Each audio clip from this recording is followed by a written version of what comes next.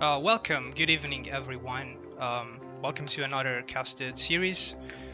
This is the second series that will be played as part of the playoffs in the ESOC Premier League 4.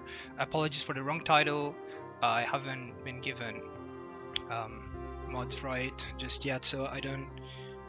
I cannot update the title, but this is going to be indeed Sombu against Frontline. Sombu is playing for CMC, Cuirassiers Management Company. Apologies for potentially bad pronunciation on the French word.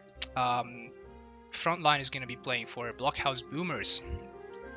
So this series was initially scheduled for 7 GMT, so it was supposed to be played in 1 hour, but it was anticipated last minute because I think something came off Frontline, so we had to rush and set up things as quickly as possible to go live. So I think the players have already started playing game 1. So hold on a minute.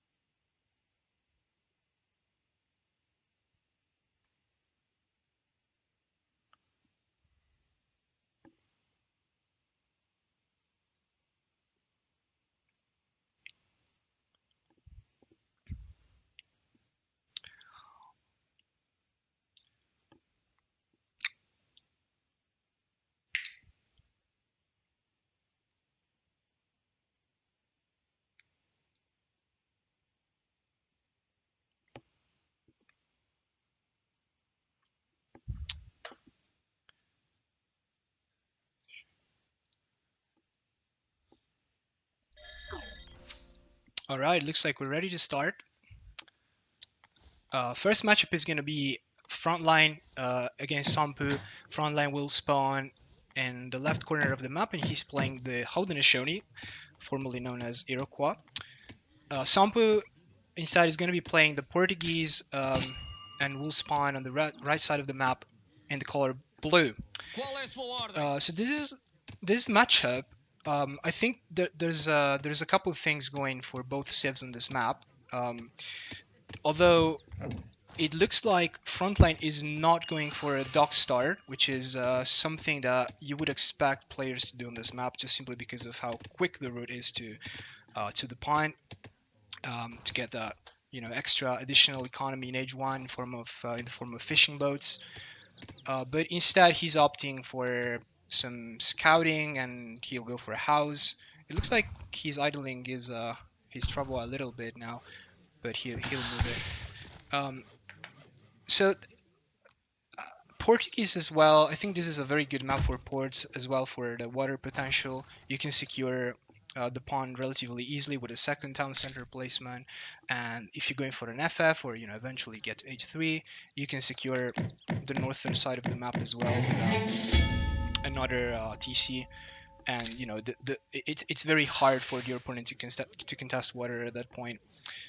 Looks like the first card of choice for Portuguese is going to be Feitorias, which was initially a tad bit too good, if I dare say so myself, but it was nerfed. I believe it used to give XP as well. I'm not sure if it will. We'll get to know in a minute.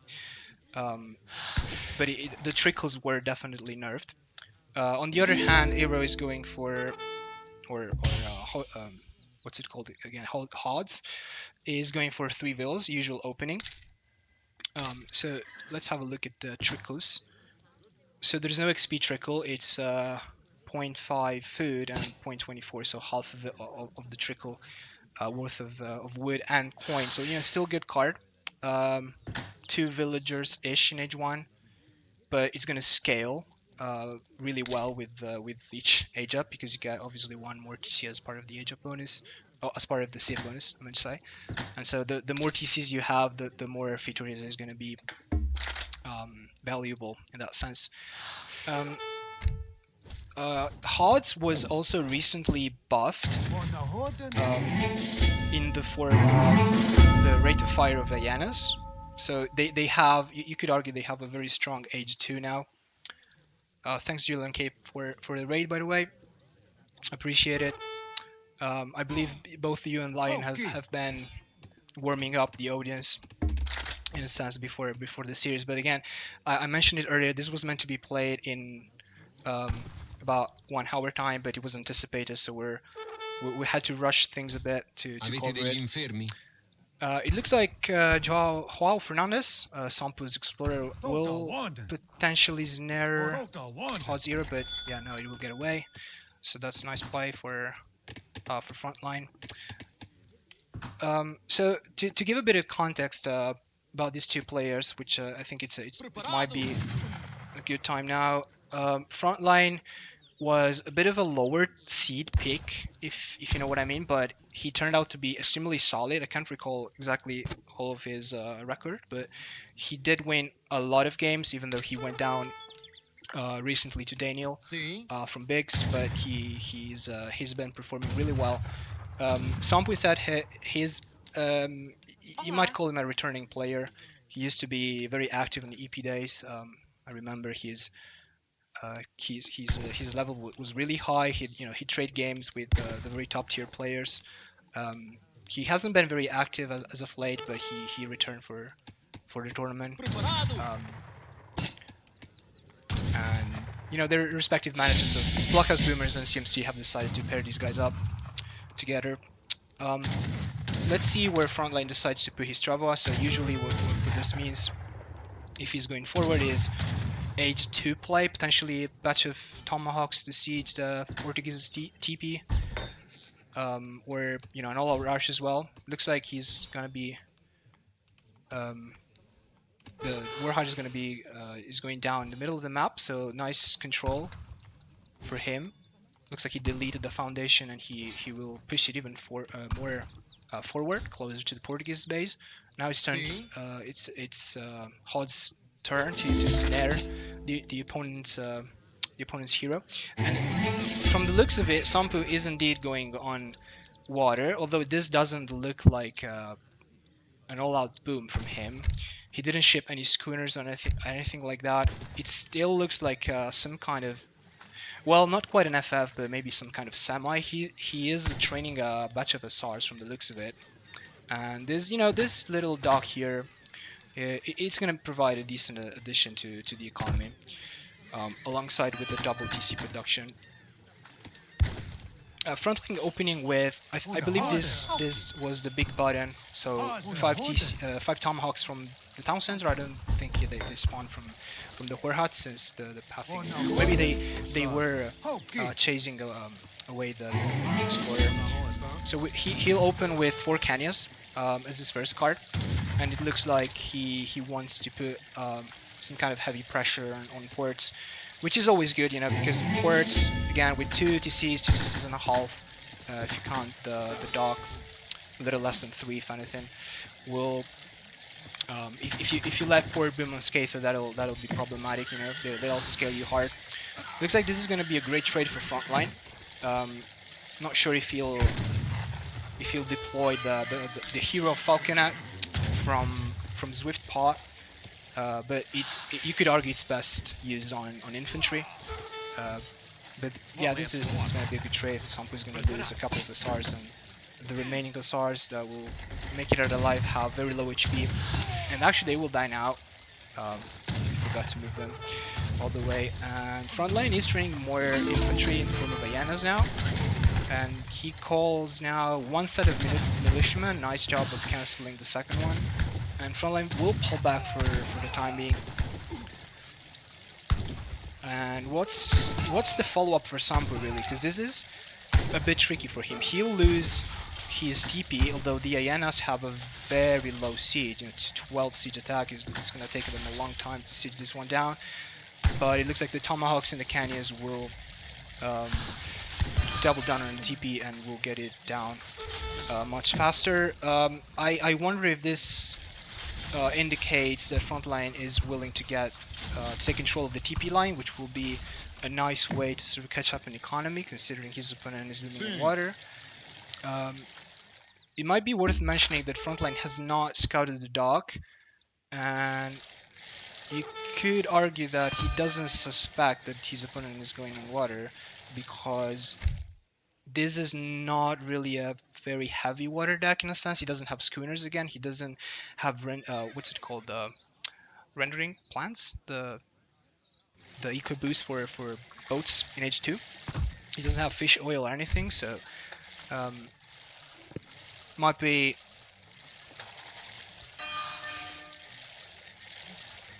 he might not suspect that his opponent is actually a little more boomy in his playstyle.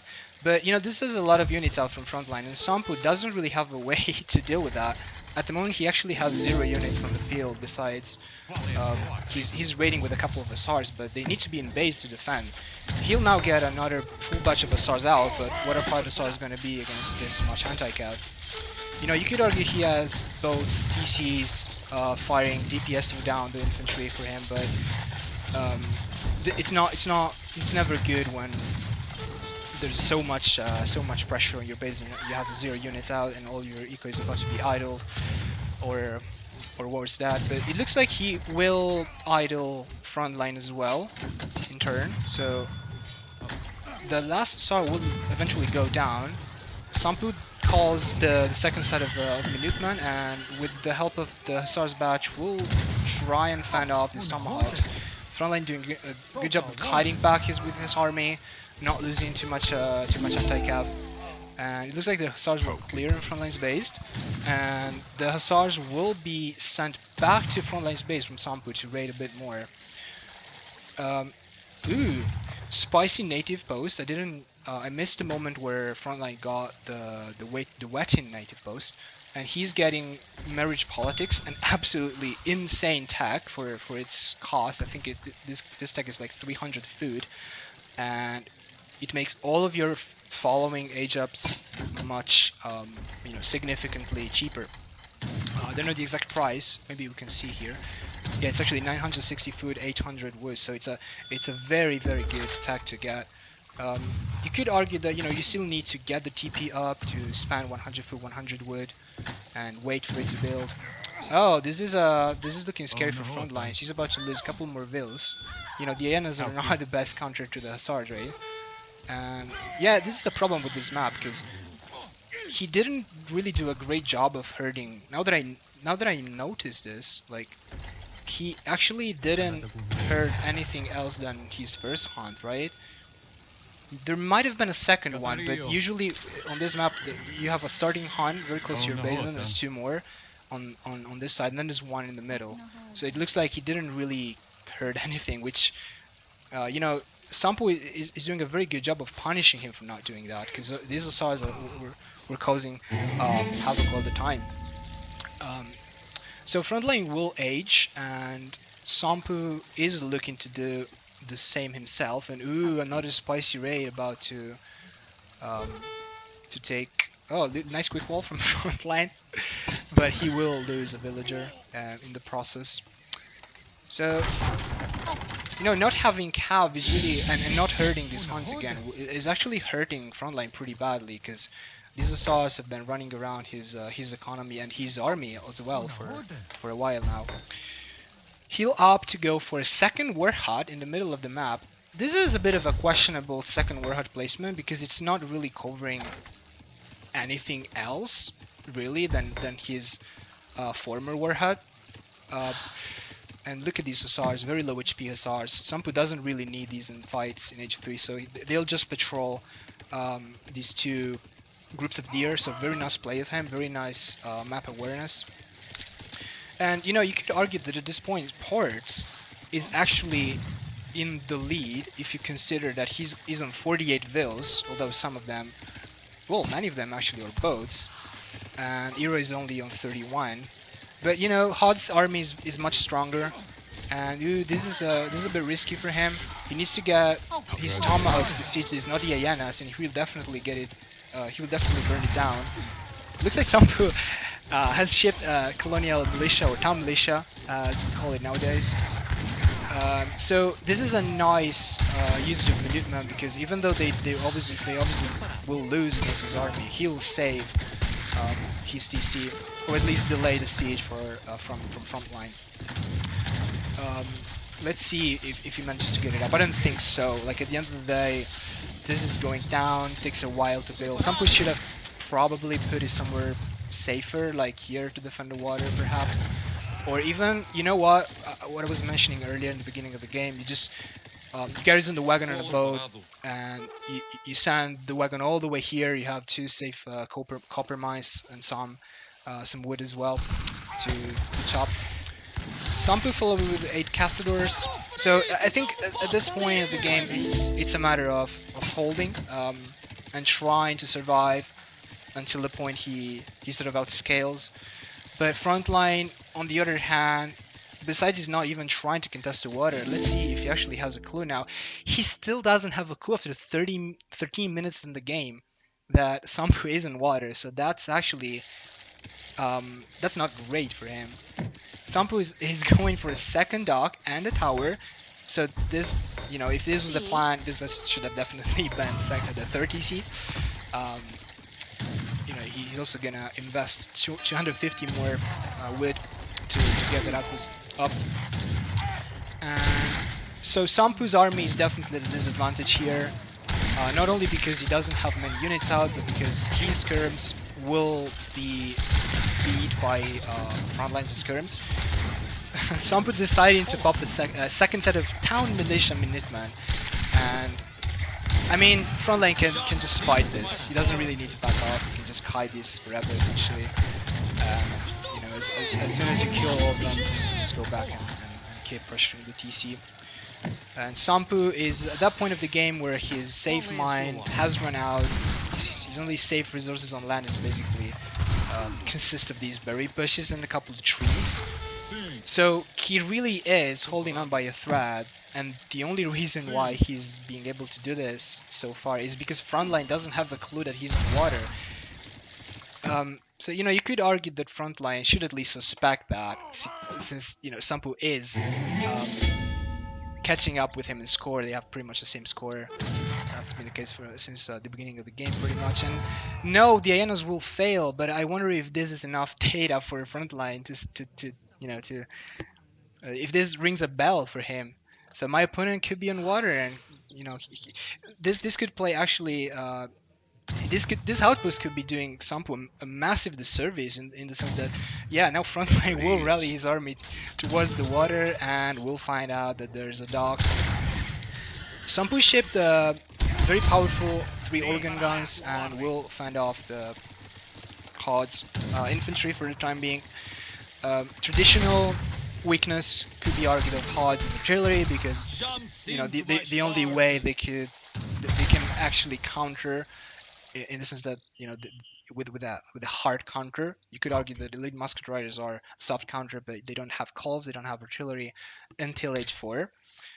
So let's see if Frontline actually decides to commit to age 4. He has shipped crates already, so 1200 resources have already been used, and it looks like he's not training army, so he's not training any units from anywhere. So yeah, this is an age 4 macro for him, and I think he's acknowledged that his only way to actually break into Sampu's base is now a very good job of him to add a couple of walls to protect his organ guns. So Frontline, I think at this point he's probably thinking, okay, my only way to actually win this is getting a sizable mass of light cannons, counter the organ guns from distance, siege from distance, potentially camp them here by the shore and counter any sort of warships or, you know, boats that Sampu has. He needs to be wary though of a potential Huss switch, because at the time we're speaking, he doesn't have literally any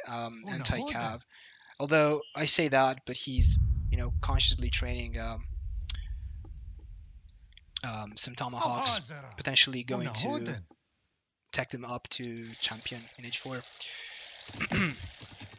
Sombbugunggu will ship a frigate, so he actually trained one and he shipped one more. So about to be deploying on the board in the pawn, and you know, I'm not versed in like the range of frigates as opposed to range of light cannons. I'm not sure if light cannons outrange these. I'm gonna say they should. So this might have been an over investment for Sombbugunggu. Sombbugunggu doing what I suggested him earlier, in a sense of building his 30C that was taken down earlier in his base on the island, on the northern island. So giving him access to very close and safe copper mine. So Frontline is really deciding to commit to land fully. It doesn't really intend to build any docks or, you know, again, try to kill Sombbugunggu's warships with light cannons, which indeed outrange frigates. So, you know, that could work for him. He could, you know, camp a couple of light cannons here and protect his villages while they build a dock, so that he can get more anti-water units in the pond. And with these light cannons, we'll make short work of the organ guns. Looks like Sombbugunggu has been training some more artillery pieces. He'll now queue a culverin. That's good response, because he desperately need at least 2 out to kill these light cannons. He's stacking a lot of wood. That's not great macro, but again, he doesn't have any sort of resources safe in his base. And even though his score is like much in his favor right now, there's a non-written law in AoE3 that if you lose water, you can still potentially win the game, but if you lose the land, that's gonna be much harder, borderline impossible, you know, because there's just not enough space, not enough room to build infrastructure. The last organ gun, well, no, never mind. There's still 3 in the back of Sombbugunggu's base. The dodgy micro from the close, but they will take down 2 light cannons, and I believe at this point, Frontline should definitely retreat, because there's still 3 safe organ guns firing insane DPS from backlines for Sombbugunggu. So this is still a very close game, despite insane pressure inside of Sombbugunggu's base. Ooh, double kill from the light cannons. 2 organ guns going down. Sombbugunggu really needs to not lose the culverins that still outrange the light cannon. So with good micro, you can still win this fight, but there's just not enough meat shield and, you know, Frontline, no pun intended, units to cover his artillery. And the culverins will go down, but not before killing just 1 more light cannon. This will not fire again. And yeah, now what's next for Sombbugunggu here? He needs to like sell more wood and get more organ guns out desperately. He'll get 3 out. This is good positioning. They will fire once on the infantry, benefiting from target lock. But actually, Frontline doing a very good job of pulling them back. Looks like there's been a little quarrel here between the town center from Frontline and the frigate from Sombbugunggu, and the frigate will lose. Sombbugunggu really needs to pull this one back. This is a high value target for Frontline, and I think this will go down. Yeah, Sombbugunggu is too focused on defending his base. You know, you're not gonna blame him for that, and he will lose a frigate essentially for free, because unless it's killed like a couple of villas in the mine, which I don't think. It's pretty much going down for free. So, you know, the room is literally disappearing. There's no map anymore for Sombbugunggu. He's gonna hang on this little northern island. I believe he is moving 17 villages on the northern line. I think we might be here for a long run, guys. What if this game 1 turns out into like a monitor fest? I mean, it could very much be the case now, given how the game is spanning out. And look at the macro. Sombbugunggu really, he doesn't have room, literally, to build infrastructure and spend his RAS. He should consider migrating literally all of his eco here, somehow age and build monitors and more warships and eventually migrate back to the land. I'm not sure he want to stick around here any longer. He will take down one light cannon with a broadside attack from the frigate, so that's really nice play. He should do the same thing with the caravel, though this is very low HP and it's a lower HP ship to begin with. Sompu trying to distract his opponent by raiding again with some Haas, but let's have a look at the map. Actually, at the yeah, I should probably turn down Fog of War and have a look at the bigger picture here. So Frontline is on 46 villas, which is literally half of Sampu's eco. I wonder if Sampu's ship any eco upgrades. It looks like he didn't, not a single one, not even eco theory. And again, he doesn't have rendering plans, but you could argue that it could be great now with 16 boats potential on whales and still a couple more, some more fish to fish from. And Frontline finally, 23 minutes in the game, deciding to go for a dock and counter, do something on the water as well to counter Sampu's eco. No, I say Sampu is on twice his opponent's Zika, but he's actually bleeding vills everywhere on land. And some of these villagers are actually either idle or they're building mills or they're on wood. So it's just not great for him at the moment. It's still a close game. I think Sampu can still make this work, but he needs to desperately take care of the light cannons. This is a very nice positioning from the organ guns, firing, DPSing down the tomahawks. Frigate DPSing down the hero in turn, and these light cannons are about to be completely unprotected now. There's no tomahawks reinforcing Frontline's army, and Frontline, I think he's struggling to do two things at the same time. That is counter Sampu's underwater and push. And he just doesn't have the eco at the moment to pull this off simultaneously, to pull these two feats. He himself didn't ship any single eco upgrade, not that he has a single one in DAG. He did ship infantry combat though, so that's good. That's buffing his tomahawks. And Sampu desperately trying to get more artillery out to counter the light cannons. He will somehow, guys, he will click up with the Tycoon. This is the safest option. Obviously, you're not going to click H4 on this TC, are you? And he will actually manage to gather from this crate as well. And this whole time, Frontline couldn't really steal these crates because there was a frigate patrolling the whole area. So, you know, Samp is looking healthy. Look at this. Does he ship 3 caravels? I think these are 3 caravels from the home city. Will destroy the desperate attempt from Frontline to counter the water in the front of that dock, and I think this is looking good for Sampu somehow. Like, this is not that scary anymore, right? If he saves like half of these vills, which he definitely should, let's walk back, guys. Let's go to safety of the water, garrison on a fishing boat. And there you go. He's pulling back his frigate, garrison the vills. Vills will migrate. Sampu training another frigate. And how does Frontline deal with this?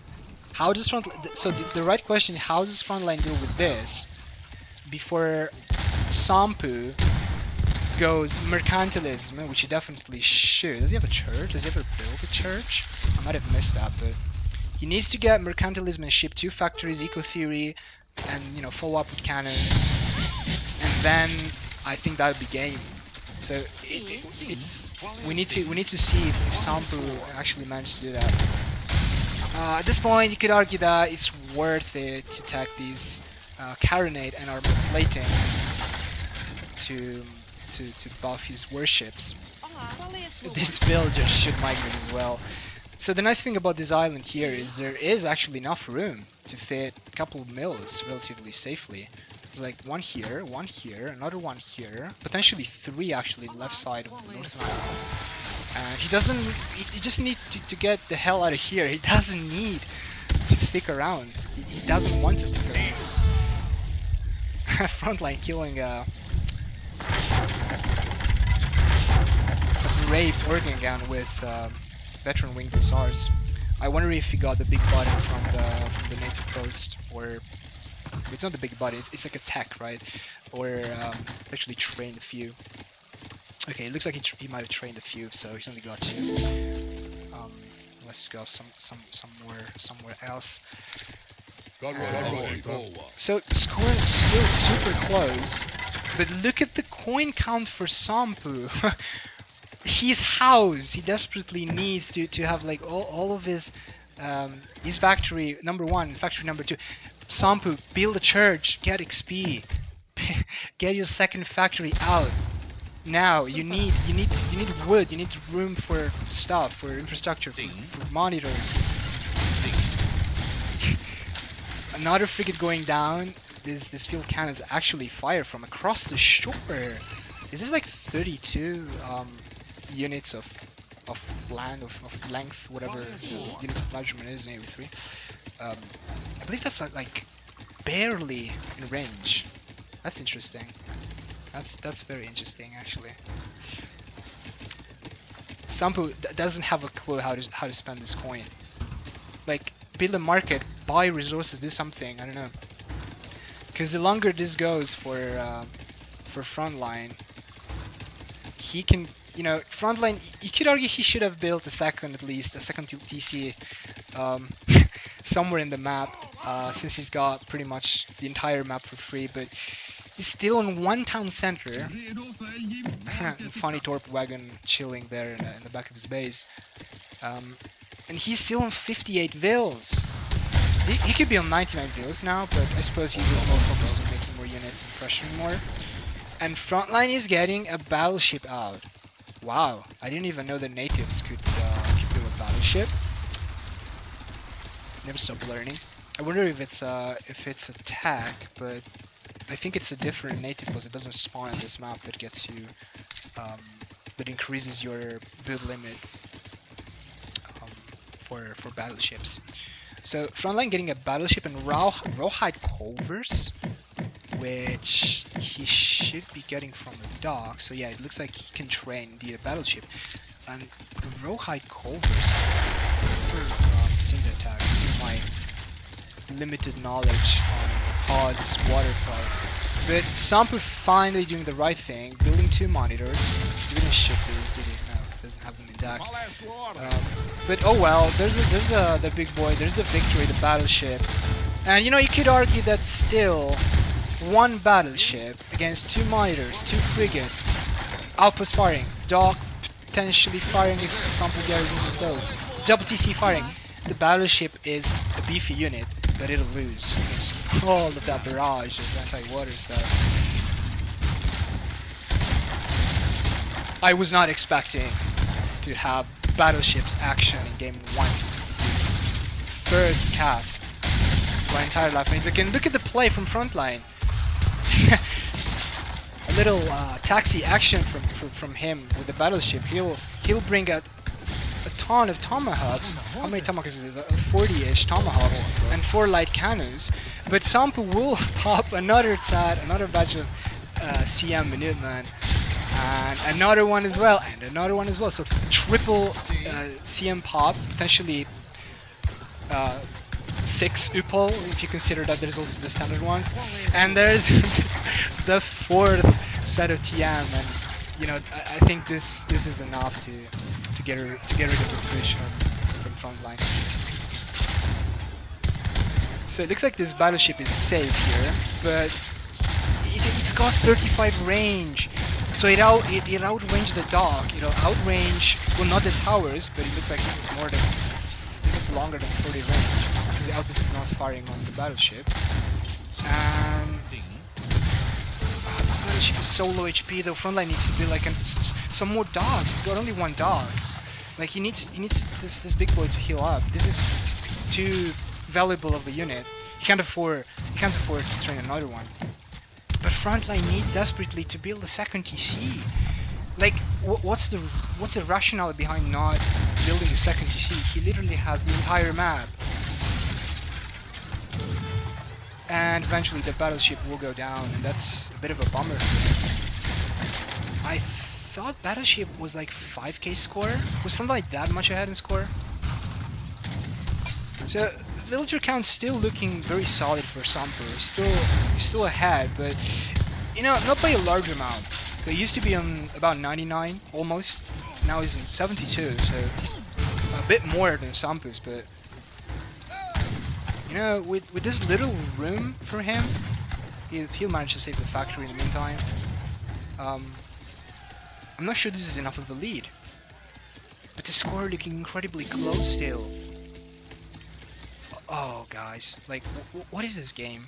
Game 1, 35 minutes, almost, and it's still looking that even, and I'm not sure how this sort of stalemate will break anytime soon. Like, I can't see this happening, because now Frontline is running another battleship, and yes, Sampu is out of Minuteman, but he's now got cannons, he's now got more organ guns. He should probably train cults, though, you could argue, and get more houses, because he's housed. You never want to be housed this later in the game. He's on 110 pop after 33 minutes of the game. How often do you see that? Play. Comparatively, Frontline is into 100 pop, obviously. Maple Festival. It looks like Frontline has decided finally to do something with his eco, although still second TC missing. He is getting his food upgrade, preparing himself to transition to mills. You know, you could argue that he should probably transition to the berry bushes earlier, but he'll get the food upgrades regardless. That I believe do benefit villagers if they go on the berry bushes as well, and on hunts. But obviously, there's no more hunts at this stage of the game on the map. And I don't know. I'm running out of running out of breath already. This is only game 1. Oh god. Oh boy.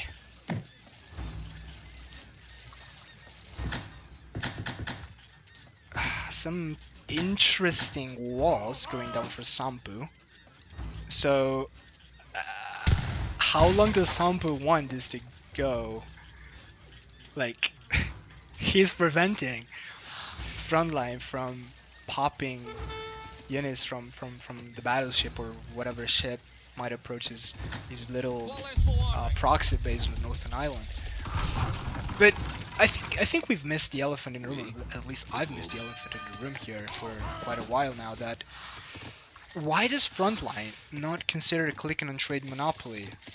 Not like, now that I think of it, this TP doesn't matter, right? Because I think the rule says that he's gonna need more than half of the TPs on the map, and there's 5 TPs on the map, and he's got 3. He's got 4 actually. So Frontline, why are you not clicking trade monopoly? You need to force Sampu out of this. Another little taxi action from Victory. Victory the second. You could name this one, since another Victory was taken down earlier in the game. And you know, these walls in the end didn't really work out for Sampu, because he left some space for Frontline's units to disembark. But this is a sizable amount of infantry from Sampu, firing from the safety of middle of this choke point beyond in between the town centers. He needs to get his field cannons closer to the calls to snipe them, and still no sign of either a second town center or trade monopoly for Frontline. He should really do this while clicking on trade monopoly. Just buy 500 wood and click on it. This is gonna go on forever if he doesn't seal the deal. I mean, probably not, because now that I think of it, Sampu is probably lost. He's lost control of this whale, and damn, he's really hanging on by a thread. He really doesn't want to lose this.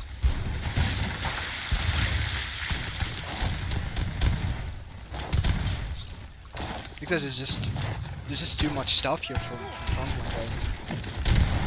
And eventually, the field cannons will take care of the calls.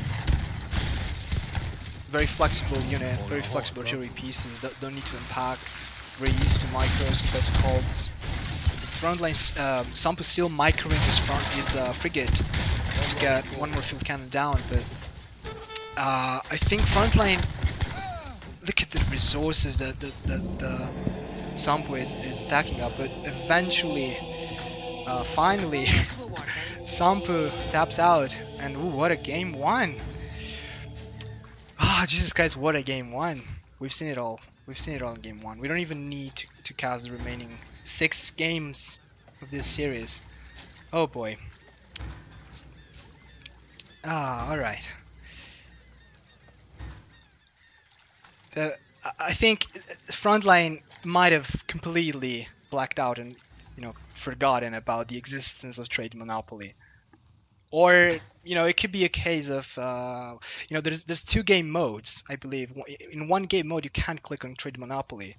There, I can think of a controversy when someone played a series and didn't turn that option on, so the opponent couldn't click on trade monopoly, but I don't think this is the case in this game. But still, Frontline managing to pull off a decisive victory in the end, even though he was so late scouting the dock and he was so late in trying to do anything at all to contest the water.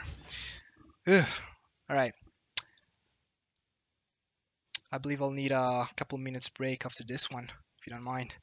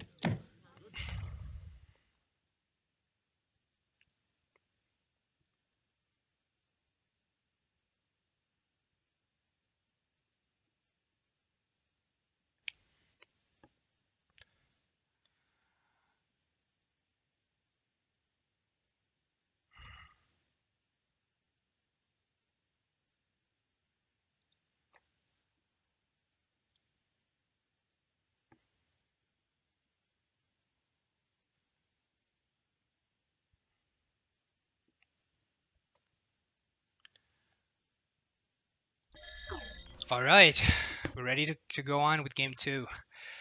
Oh, I needed to take a breath after that one. All right, so game 2 is gonna be India against Germany. Sampu's playing India, very a save that you could argue is a trademark of him. Sampu very well known for his musketeer play. So back in the days, some sepoy Rumi action. And Frontline, spawning on the southern side of the map, color red. Sampu's playing color blue. Will play Germany. in this game. So another civ that he's, I believe, very comfortable with, and a civ that overall is just very solid. Traditionally, if I'm not wrong, this matchup has been always in favor of Germany, but I'm not really caught up in the recent shifts with the recent shift in the meta, as in, India being a very good civ, pretty much throughout all the history of DE, but even more so recently, with the buffs to Karnimata and with the buffs to the consulate, Host turning into Delhis. You could argue that ASAPs instead of Minutemen are also a bit better because they're not, one-time unit that you can only use to defend, since obviously they will keep their HP, so you can also use them in the offensive.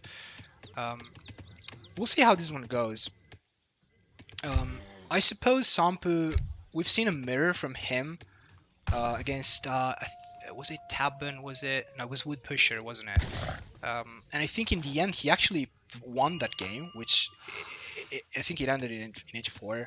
So it was some again Sepoy action, and obviously, as you expect from this kind of player, he's got both Yurumi cards and in H4, and also the 7 Yurumi, obviously very good card in H3, and he's also caught up in the new sort of DE options, because he has the rockets. Rockets, you could argue that this isn't a great card because it ships 2 rockets, but you're paying 1k food.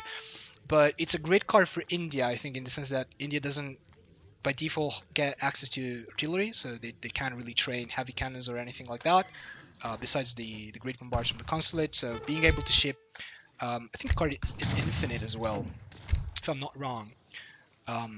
So you can send the card infinite times, and you can just complement your sort of Lionheart-esque composition, Musk Falk in H4 endlessly. So not talking too much about the openings, because I think Germany will just, age up with the quartermaster, open with 2 cellar wagons, because there's just not deviation for that. India opening with distributivism, no deviation for that either. But one thing that we need to pay attention to is the choice of the wonder.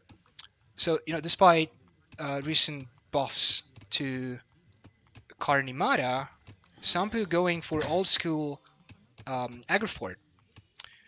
Old school Agrifort, I believe this could indicate a couple of different things as far as his game plan goes. I love how Sampu always has this card in his deck. I don't know if he actually ever got to ship this one in the previous game, but sustainable agriculture, I think that might be questionable. But oh well, he knows better than me. So Agrifort controlling this gold mine, clutch placement, the one and only gold mine on Dakota. Also very good, very important for Germany eventually in late H3, you could argue, to get access to this mine. So there's a nice strategic little placement from Sampu. So he's not going for any like side rushes or anything. He just put it straight in Frontline's face, and get map control as a result of that. He also go for a consulate super early, so skipping the market transition. In the meantime, I should mention that Frontline is obviously gone for TB. So this is going to be a consulate rush from Sampu. So musks, and just more musks, swarming into German player's base, who is reacting correctly. Let's see if this time he's done a better job at scouting. He did scout the Agrifort, so he's expecting infantry action, at least from India. He's still open with 3 cellar wagons, so no, panic 700 coin, no more panic, arguably 8 crossbows as his first card.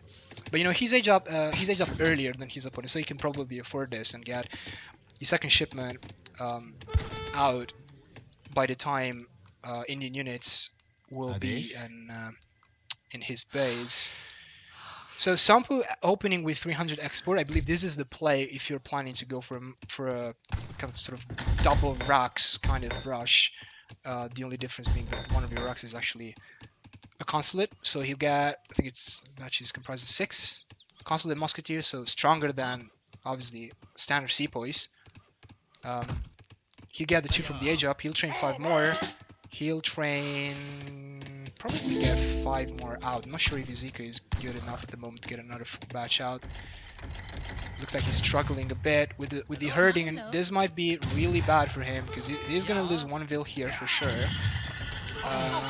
He's got an out and a Shoni Tomahawk firing, and Frontline will lose a land, but that's definitely a good trade from Germany here, there and then. So Germany opened with a batch of pikes and followed up with almost a full batch of crossbows. We'll train another batch of crossbows, so he is expecting some early push from Sampu, who actually, I was wrong all this time. Actually, this is not just musks from Sampu. Oh, Sampu's evolved. Sampu's not just training musk. Sampu's actually going for musk husk. And again, Rumeli are much stronger than a regular Hussars, much stronger than a regular Lan, obviously. We'll ship. We'll follow up with 4 Hussars, and you know this is not easy to deal with for Germany this early in the game. Frontline added a second Rax, but yeah, this is gonna be scary for him because he's only got a couple of pikes to defend from the cavalry. He will pop Minuteman. Sampu really needs to back off. Not get snared by the cavalry. But eventually, Frontline will force a fight. And I think with the Minuteman, there's a couple of reinforced sepoys, but I think with the Minuteman and the pikes correctly micro, potentially going in cover mode, he'll be able to fend this off.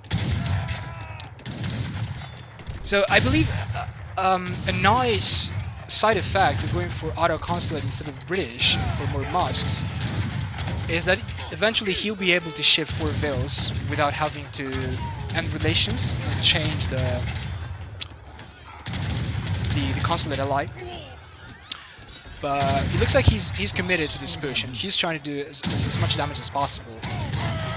I'm not sure how many vils went down there. 1 going down right there.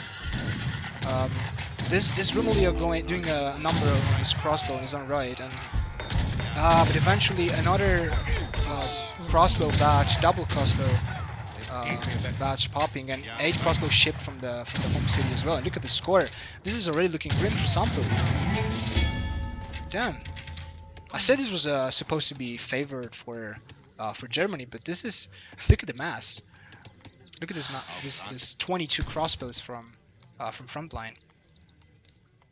Sampu clicking on the Asa button, so this one used to be the Minuteman, you know, but now they actually are standard units, anti-gun sort of units. Frontline will ship 3 Dobbs as well. I'm running out of baguette. I need more baguette. Fuck me. Maybe I'm gonna go out later to buy more.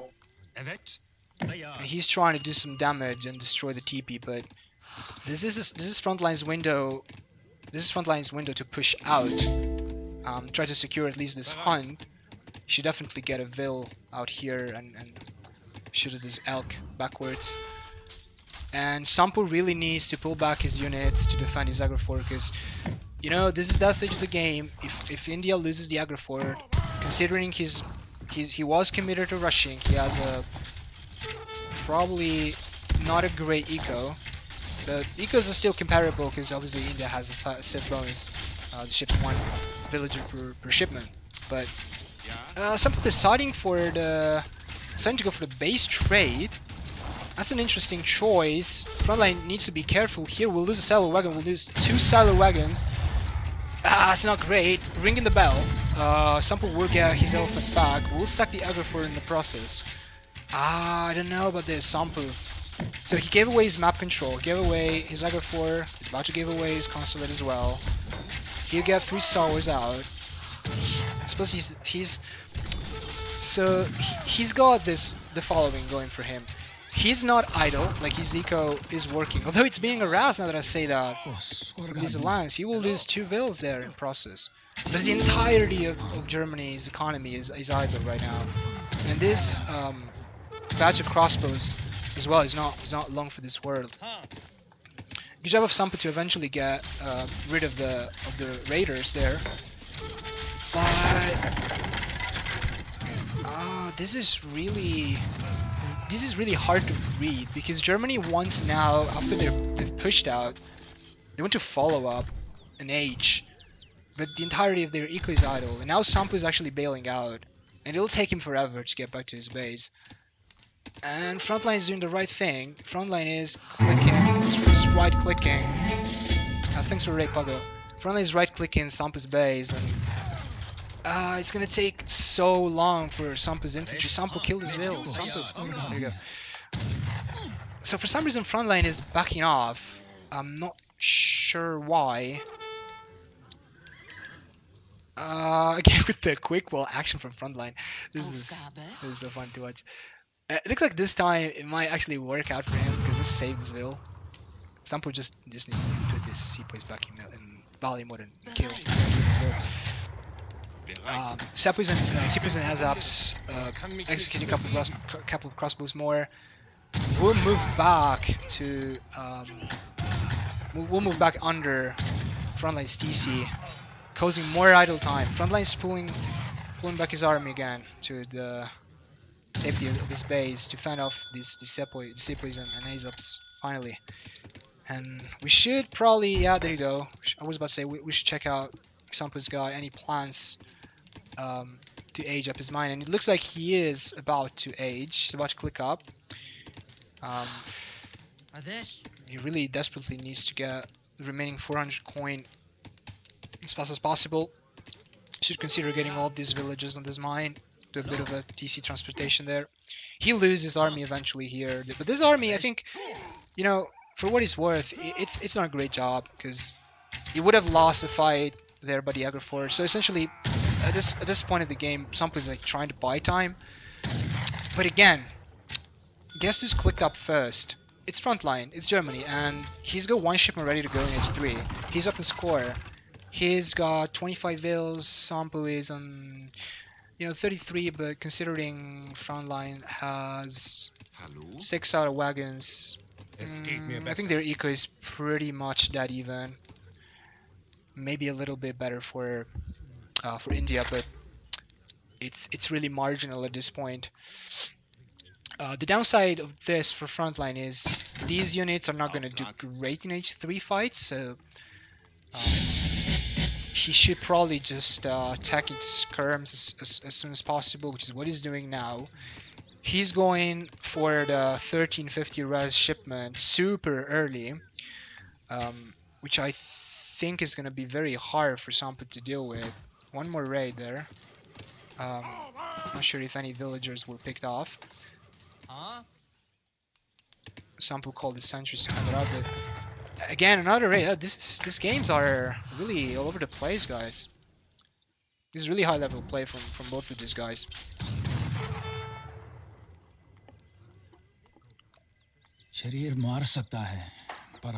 Frontline deciding to go for a Cheyenne settlement, which is interesting because, so this this full coin macro he's going for right now indicates to me that he wants to ship either Black Riders or Jaegers. Not sure which one is the best at the time of speaking, because so he's got crossbows, he's got a couple of cav units, doesn't have a stable out, so I'm not sure about the 90 lance first. Like, you don't even have a stable to tech into veterans here. But never mind, he's not gonna go for any merc shipments. Actually, okay, so that's the reason why he got the Cheyenne trading post. He's not going for any cav units, which by the way are really strong, but he decided to go for super safe bison hunting base. This is a very good tech. Everyone should always get it when they run out of hunts. Although Frontline has access to this hunt, so he could have just herded that one back towards his base. And also, you could argue he should have probably done a better job at herding that one. It's the second time that I'm noticing I'm seeing patterns here. So maybe Frontline's path to 2300 elo is being a little delayed because of his herding. But you know, that's the safest option to go for in-base Bisons. So that's well played to him as well. And he's deciding to engage. This could be a good trade for... Yeah, that's... Okay, that's just too many units, so never mind. I'm not sure if those were still leftover units from the earlier raids. But it looks like Sampo is just on the back foot now. Like, he's all about this gameplay of buying time, you know, doing sort of little G-way raids all over the place with sepoys and musketeer units, but how does he deal with this massive bulk of units that is about to threaten his TC now? He'll click on Ceasefire, which used to be pretty much the bane of every player who'd play against India. Used to terrorize everyone. Not sure it's... I think Ceasefire has seen better days, but you know, somehow just sort of the repellent power of Ceasefire will scare off the entire Frontline's army, and you know, he's just bought himself pretty much like 10 seconds, 15 seconds, but well, now he's down a bunch of score. Frontline actually adding some Cheyenne riders after all, so you know, he didn't ever get a stable odd, but he's getting Cheyenne riders, so that's good. Yeah, Sampo going for another Musk raid, but I don't know about this. Like he gave away his Agri-40, he gave away the Consulate and the stable, and now he's giving away the entire base. He's built another TC. He's got some villagers that are just chilling by the TC there. I believe he's just focused on trying to pick off a couple of villagers with his army, but yeah, I mean, how does he get out of this? I'm not sure if he's got the opportunity. He's about to lose a bunch more infrastructure. He's gonna have to build more houses, rebuild the racks, consulate, potentially stable. He needs food for the Mahouts, but it's not looking great. It's not looking great for Sampo for now. Looks like Frontline is tacked his Cheyenne to veterancy as well. These are great units. I believe there's also attack. I wonder if he's planning to get that. Gives them a bonus. There you go. 1 point bonus multiplier to all actions against cavalry. I believe this is all cavalry. So they're just gonna be great mid shields if someone decides to go for any sort of out action, which can't really afford. I mean, unless you cut pretty much everything else. He's building more mosques, and he's again rallying more mosque under Frontline's town center. But Frontline's eco in the meantime was moved, and I'm not sure if Sampo's gonna find anything valuable there. He will chase his villagers, but these units are not very fast, and they're not faster than the Veils, so... Well, the Euromies are, so I guess eventually they will snare the Veils. But Frontline are doing a good job of pulling back with a couple of war wagons to at least try and kill the Roomies. He just gave away 1 or 2 villagers in his kill with the others. And looks like a massive right click is about to happen here. Nice Minuteman pop from Sampo. The Sampo is down, like, now that I'm having a look at it, it's down 7k score, 6k score. His macro is fully on wood. No resources are safe on the map for him at the moment. He's gonna back her that deer as well, and this is just looking grim at this point. Yes, he will kill some Veils, but the problem now is there's just no way for him to kill the German's army, really. Yeah, the score is just looking... Gap is getting bigger and bigger. Frontline getting even more native posts to increase his build limit of the Cheyenne riders. Potentially get some CDBs as well from the Kree settlement. I don't think this game has much more to tell, guys. I think something's just toast here. You will trade him out, hope for a desperate pop, but I think Frontline just needs to disconnect here to lose.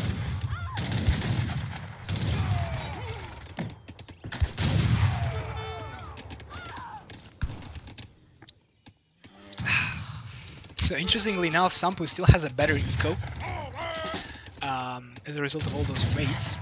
But you know, what's good is eco if you don't have any resources to gather from, if you don't have any infrastructure and all of your resources that you're gathering, and you've been gathering for the last like 5 minutes, potentially more. It's just going on more infrastructure that you're bleeding. So that hasn't really worked for him. But is my house on top of the skirms? This could be clutch. All of these units are dead in the space of 2 seconds. 3, 4, 5. Decimated, annihilated, destroyed. And these Mahouts will actually take care of the alliance as well. Frontline is throwing massively here. Surely not. Surely not. Village is unprotected. He's got the Cheyenne Riders. Right, the Cheyenne Riders will be enough to kill these Mahouts. Right, they have a multiplier now. They have a 1.5 multiplier against Mahouts. Well, if anything, they're gonna fight us and let the villagers escape. But this core is looking close. I mean, not that close, but it's closer than it was before. Yeah. Mahouts will eventually lose this fight for sure. But the Rumeliads. Frontline is about to bleed more Veils. Frontline is on 26 Veils. Sampu's got 42. Sampu's gaining access back to some resources for sure now, right? He's not building mills, is he? Shipping some Rajputs. Why would you ship Rajputs? You can ship Gurkhas, you can ship... Why is he shipping Rajputs? I guess his game plan is just revolving around raiding. Small raiding groups. Patrolling resources, rallying mini batches to contest Frontline's base, Frontline's Ezekiel. Ah, look at that pop! That's a great pop. That's why he shipped 5 crash bits. He will probably lose one. No, actually, will escape with the full shipment alive. And I think he's got plans to raid with these as well. Because if these games have taught us a lesson, is that Sampu's always thinking about and trying to raid with anything he can get his hands on, essentially. He'll build another town center in a relatively safe area of the map. Frontline, I wonder if he saw that somehow, if he's just like looking for random targets there. I mean, obviously he saw that. He's got the TPs. Never mind. I'm silly. Okay, so this is again. I think this is again going to be hard for Sampu. Looks like he was trying his best there, killing more Veils, getting good trades. He destroyed the entire skirmass from Frontline for free, but yeah, he just cannot mass a sizable army to engage and win a fight. Because when you're this behind in military, but this ahead in eco, another great power from the consulate for him there. Like, his winning condition here is get a sizable mass and win a single fight, and then he will potentially be able to get back into this game, but things are just looking hard for him. Frontline is also got, I should mention, so much happening, guys. Like, I guess he's not that far behind in eco because he's got the full trading line, trading post on wood. One is still on XP, but you know, that's just more resources in there. So not far behind in eco after all, but again, just like in game 1, Frontline doesn't like second TCs apparently, let alone third TCs, while Sampu has 3 TCs. And I mean, I guess from that position that he found himself in some time ago, he recognized that his one opportunity is to really out-eco, outscale, survive and outscale. But, you know, the thing is, Frontline knows of this sort of proxy base, and there's 13 villagers there. And how is he gonna deal with his army now? He has, I believe he still has double batch of Minutemen. Somebody should definitely garrison these villas. Oh, he's losing all of them. He's losing all of them. That's 5, 6, 7, 8. Yeah. He's only managed to save 4, which is kind of a shame. He will pop double batch of Minutemen, but I'm not sure what his attention was on the whole time. He lost basically, well, not all of them, but most of those villas. And this is another great raid from him, though. 3 Rumeliads on the villagers here in the mine. Will be taken care of by the elite riders, though. So, again, not sure if those villagers managed to escape. No, there's no way out for them. I mean, they could walk down here, but realistically, where are they gonna go? Sampu finally shipped 8 Gurkhas, and you don't want to fight Alicia Riders with Gurkhas, though. I believe this one Alicia Rider is enough. There's also a second one on low HP. 5 Sepoys will try and get a decent trade, but Frontline's pulling back there. And yeah, the TC will eventually go down, and the 4 Veils will go down with it, or maybe they were dead already. But that was what, 14 Veils from for Sampu that he lost, and again, yep, he's looking. It's looking very hard for him now. Again, he's got no map, stuck in a corner. I think we've already seen this. I feel like it's some kind of a deja vu, but with no water.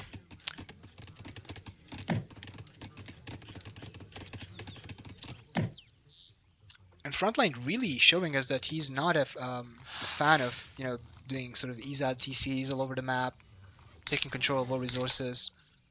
And as a result of that, so you could argue that not building a second TC that secures resources, as a result of that, he also lost a lot of villages because they didn't have anywhere to garrison them. This, you know, the game was looking so good for him. He was looking so far ahead, but we're 28 minutes and the game is still, I don't want to call this close, but you know, it's still on. Sampo hasn't resigned yet, and I think, you know, sometimes you just need to protect your villagers. But Frontline will eventually win this, I'm sure. There's no way he throws this. Game 1, Sampo had water against a very non-water saves when it comes to fighting warships. But here it's a land map. He's stuck in a corner. There's no resources. His only source of food is rice paddy, unupgraded rice paddy. We'll pop a minute again. Sampo will try and get another batch of Sepoy out.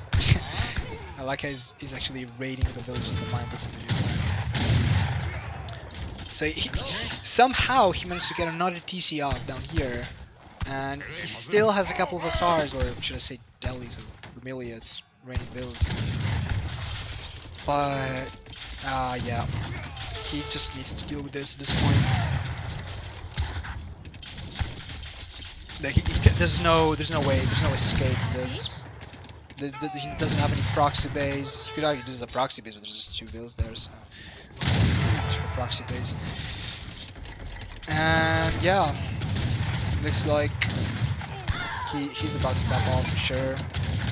More Minutemen. How many Minutemen have we seen from Sampo in just 2 games? Like, he's built 7 ATCs in game 1, and he's built potentially like 5 in this game as well. And he's really been diligent in utilizing every single Minuteman set that he could get.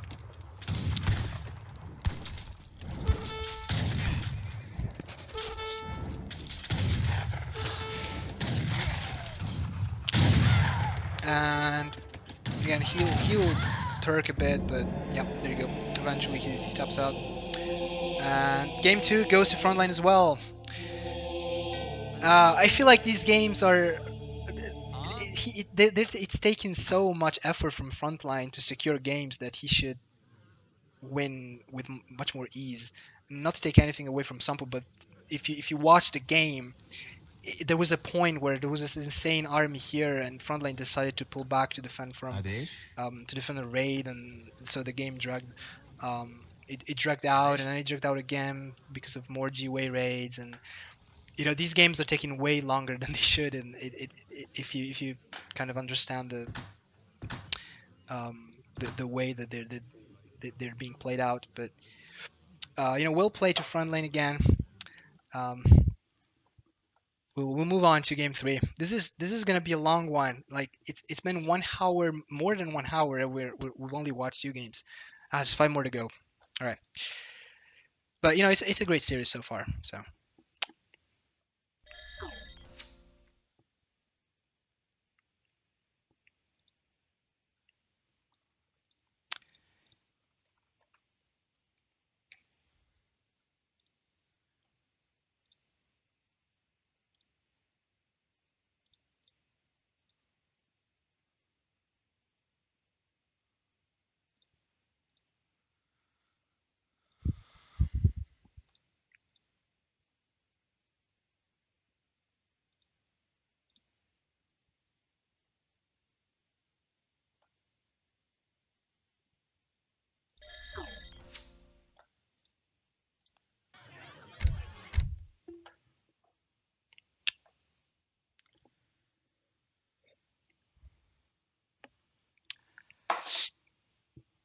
yeah, imagine if 5 more games like this, all of them will be played out like this.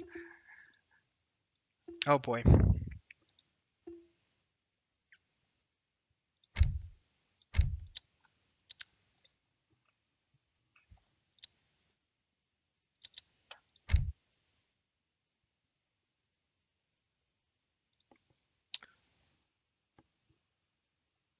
Right, looks like game 3 is up in the browser. Um, sort this out real quick.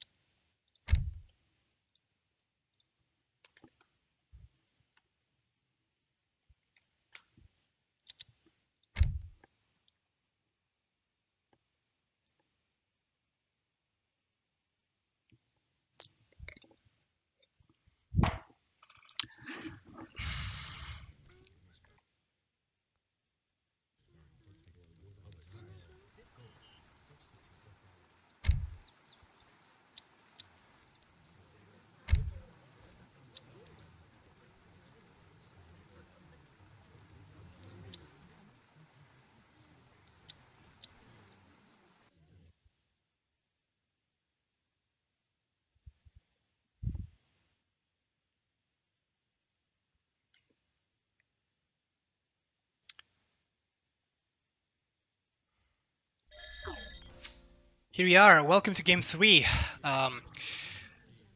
Matchup is this time Sweden from Frontline, who's spawning on the southern side of the map, playing in a color red.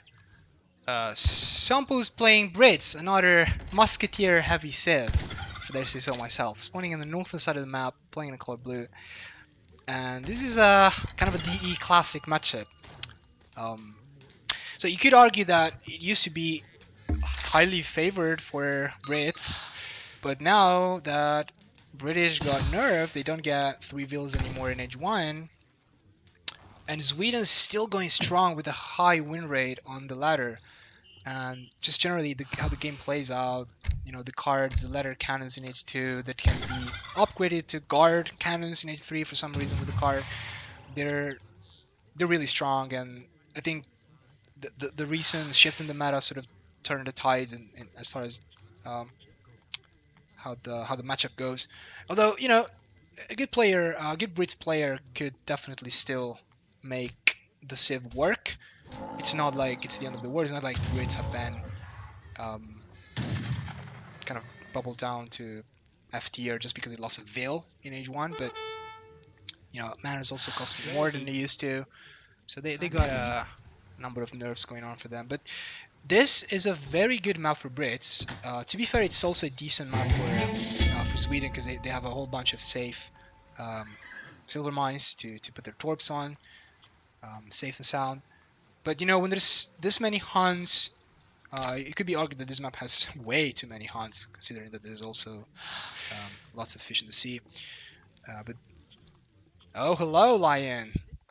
I was wondering when you showed up. So, ladies and gentlemen, it looks like we have a special guest.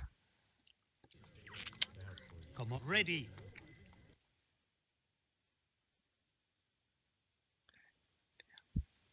Yeah, the games were anticipated because I think something came up for Frontline, but so yeah, I solo casted the first two games. It was actually I was running short of breath. Like I don't know when you joined the stream, but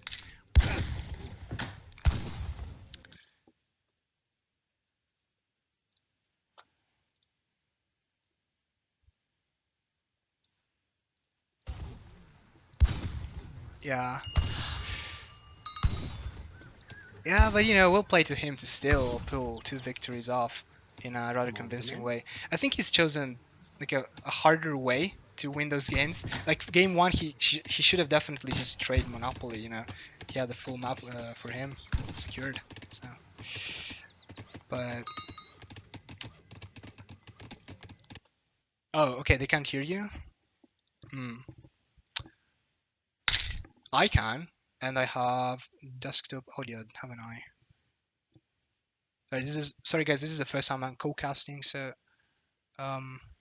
bit of technical issues here.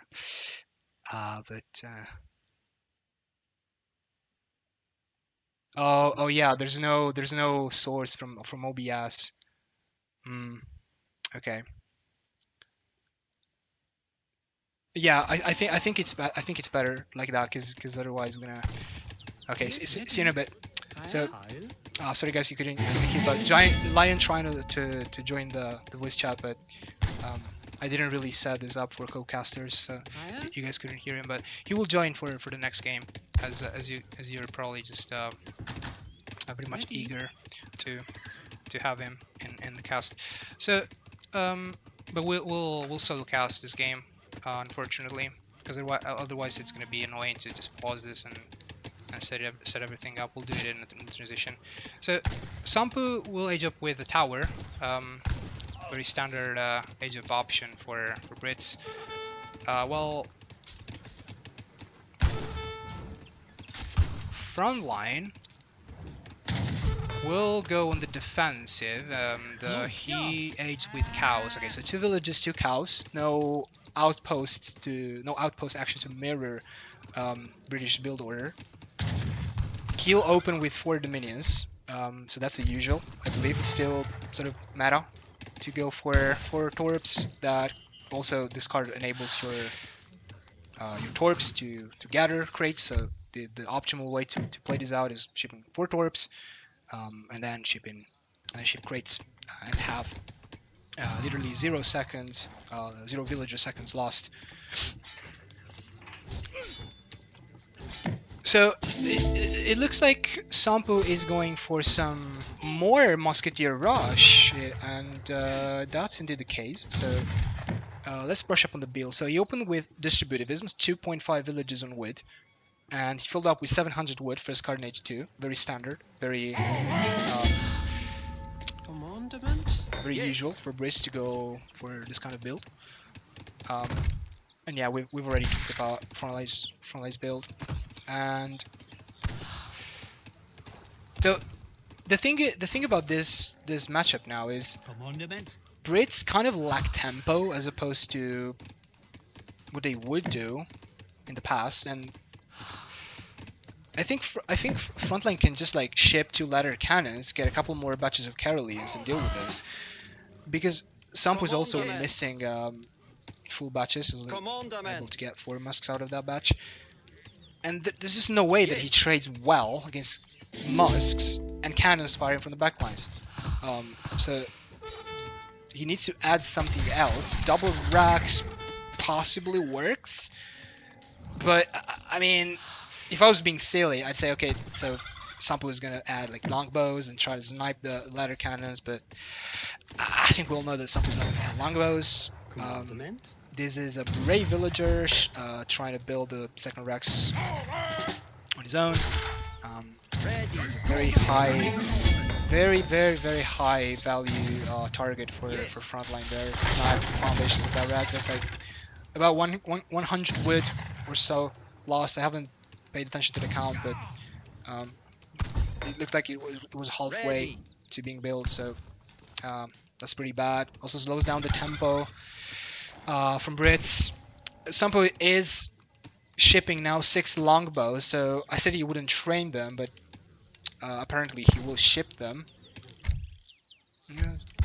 Still a bit peculiar of him to not ship more musks, but I suppose he's expecting some letter cannon actions. But the thing is, 6 longbows are not going to be great against letter cannons. Like, you need a lot of them to be able to snipe them from the distance. You know, after all, what's the range of these guys?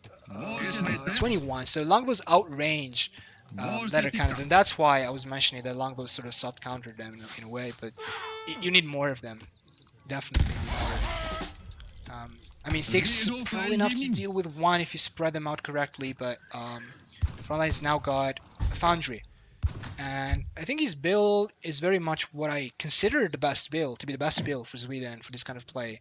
So you go 700 wood, and then you immediately follow up with the foundry wagon. That opens the possibility. I wonder if he's got steel traps. He does. So this is perfect, like, kind of macro and tax for him. Steel traps and full batch of letter cannon production. This is insane. This is an insane army, and a very hard one at that to deal with for Sampo. He's only got infantry out, and Frontline's got 5-6 letter cannons out of nowhere. What is this? 6. Oh, there's 6 out here. Never mind. And you know, it's not like his eco is bad. He's got 27 bills and 140 tor pop, and he's shipping ironworks now. So you know, this is where this matchup has kind of shifted in the meta, if you know what I mean. Like, this doesn't work anymore for Brits. You kind of like really swarm a lot of barracks units endlessly, and you just behind in tempo, and then you don't really have a way to deal and trade effectively with the cannons. Yeah, from this point on, you just like build more Carolinas and a couple more artillery pieces if you need them. Sampo he's already like super far behind. I feel like he already needs a miracle, or Sampo raids. You know, Sampo raids could be clutch here, because again, his opponent's got a very slow army, non-mobile army, so there's no cav on the field. Look at this quick walling though. Exploring the backside. Wow. I think Sampo is about to get trapped here. I don't know. He just loves it. Like, you can tell. Like, the moment he realizes that he can take a fight, he just immediately, instead of backing off and try to like go panic mode, rebuild infrastructure, age. He's still aging, so you know he's buying time. But this I like a lot. This I like a lot. Trap, because also these guys can charge. There you go. There you go. Frontline's click the MOBA button, and another quick wall going down for him. And this will work, because I'm running out of baguettes. I need more baguettes. Fuck me. But oh, Sampo, what are you doing? Maybe I'm gonna go out later to buy more. He's walking. No, this is a massacre. This is a massacre. This is just too huge of a trade. No, there's no coming back from this. Had he saved like half of his army, you could argue he's gonna be age 3 earlier than Sampo, earlier than Frontline, but look at the score, like, it's just so far behind. Now, he's got a better eco, although I'm not even sure he's got a better eco. He could get a better eco if he ships 8 bills first, but he has 0 units. And you guys just know what Frontline is gonna do, right? He's just gonna click on this card and get H4 cannons paired with veteran musks. and just right click. And yes, his walls will buy him some time, but realistically, how long?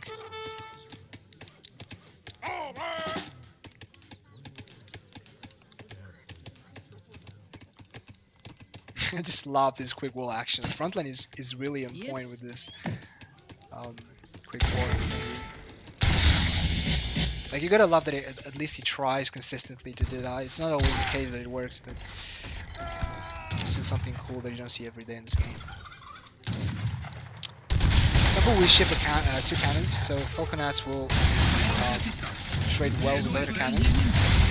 But you know, I say that, but they won't really trade amazingly with field guns. Just because they're an H3 unit and field guns is an H4 unit, and Frontline is making more of these guys, and he's gonna have 9, and 2 Falconets lose 9 Gar ladder cannons.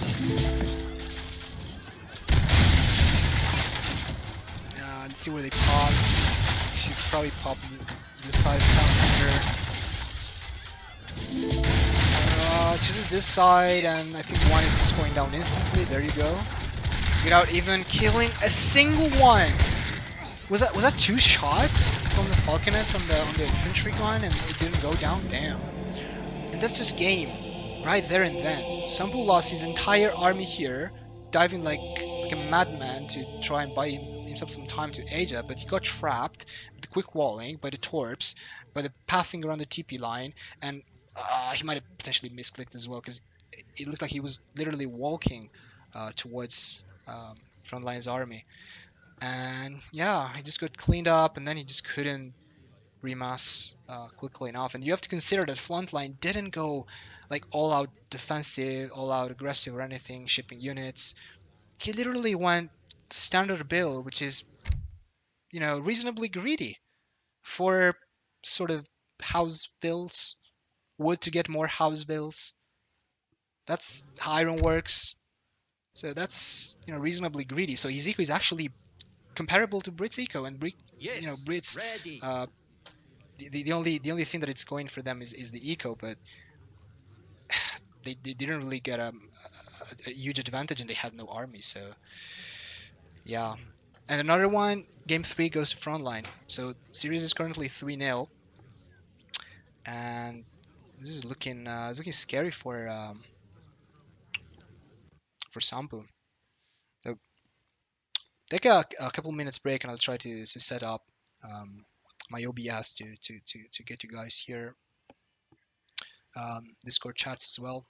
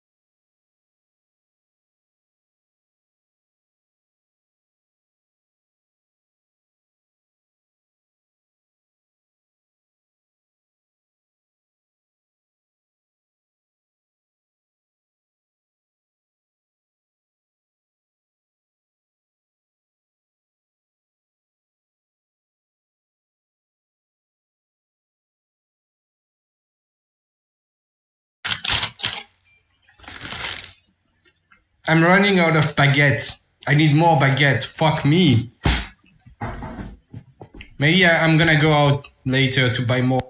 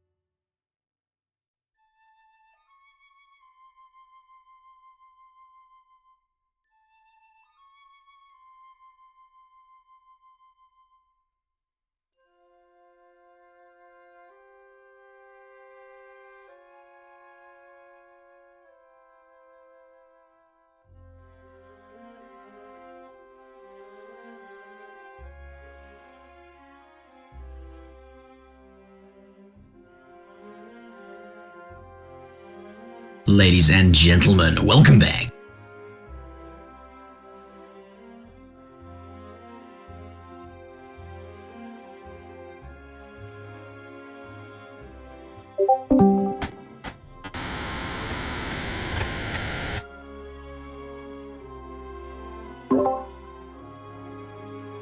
Yo.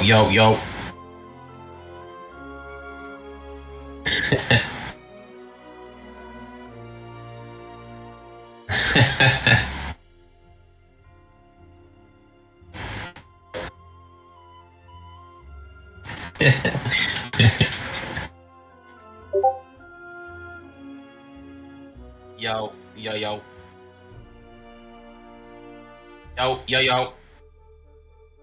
I went to the gym today.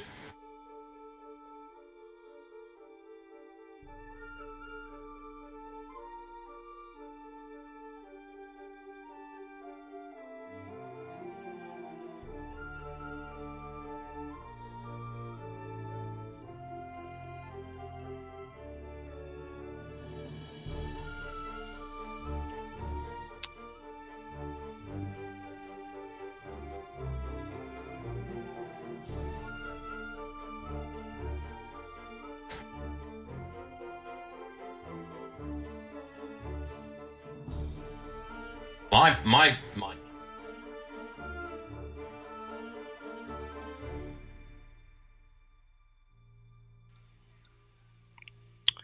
Okay, I think now people should be able to hear you. Possibly loud and clear.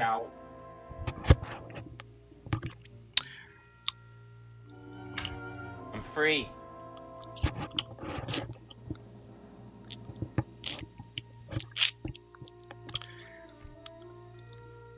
Alright, looking up game 4 right now.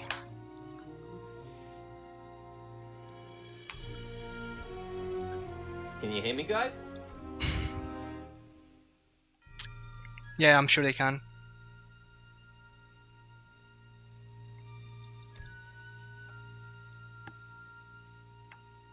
Chat gonna troll me again.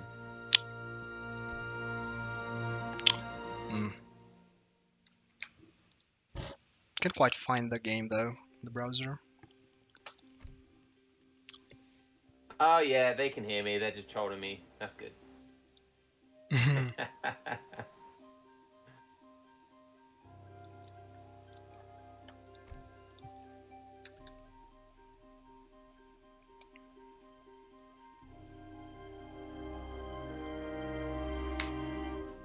think there's too much delay either on the. I don't think you need to stream to Discord, do you? The games. There's only like a few second delay.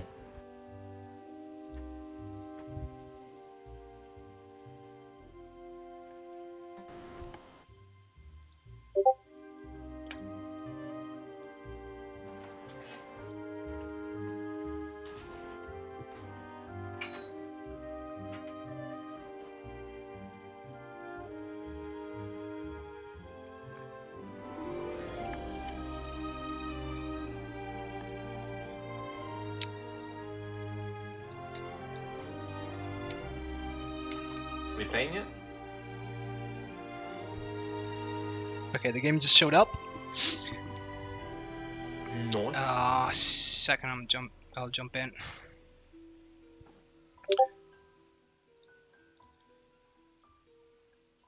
Right, getting feedback that the audio quality is now improved. I'm just blaming it on the Discord app. Apparently, this doesn't work well with OBS, but you know.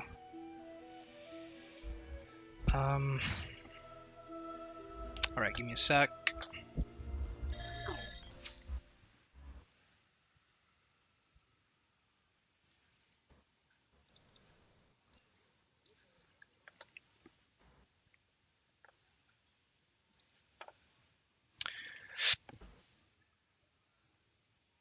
All right, here we are. Game 4. Game 4. So this time we're playing on Punjab.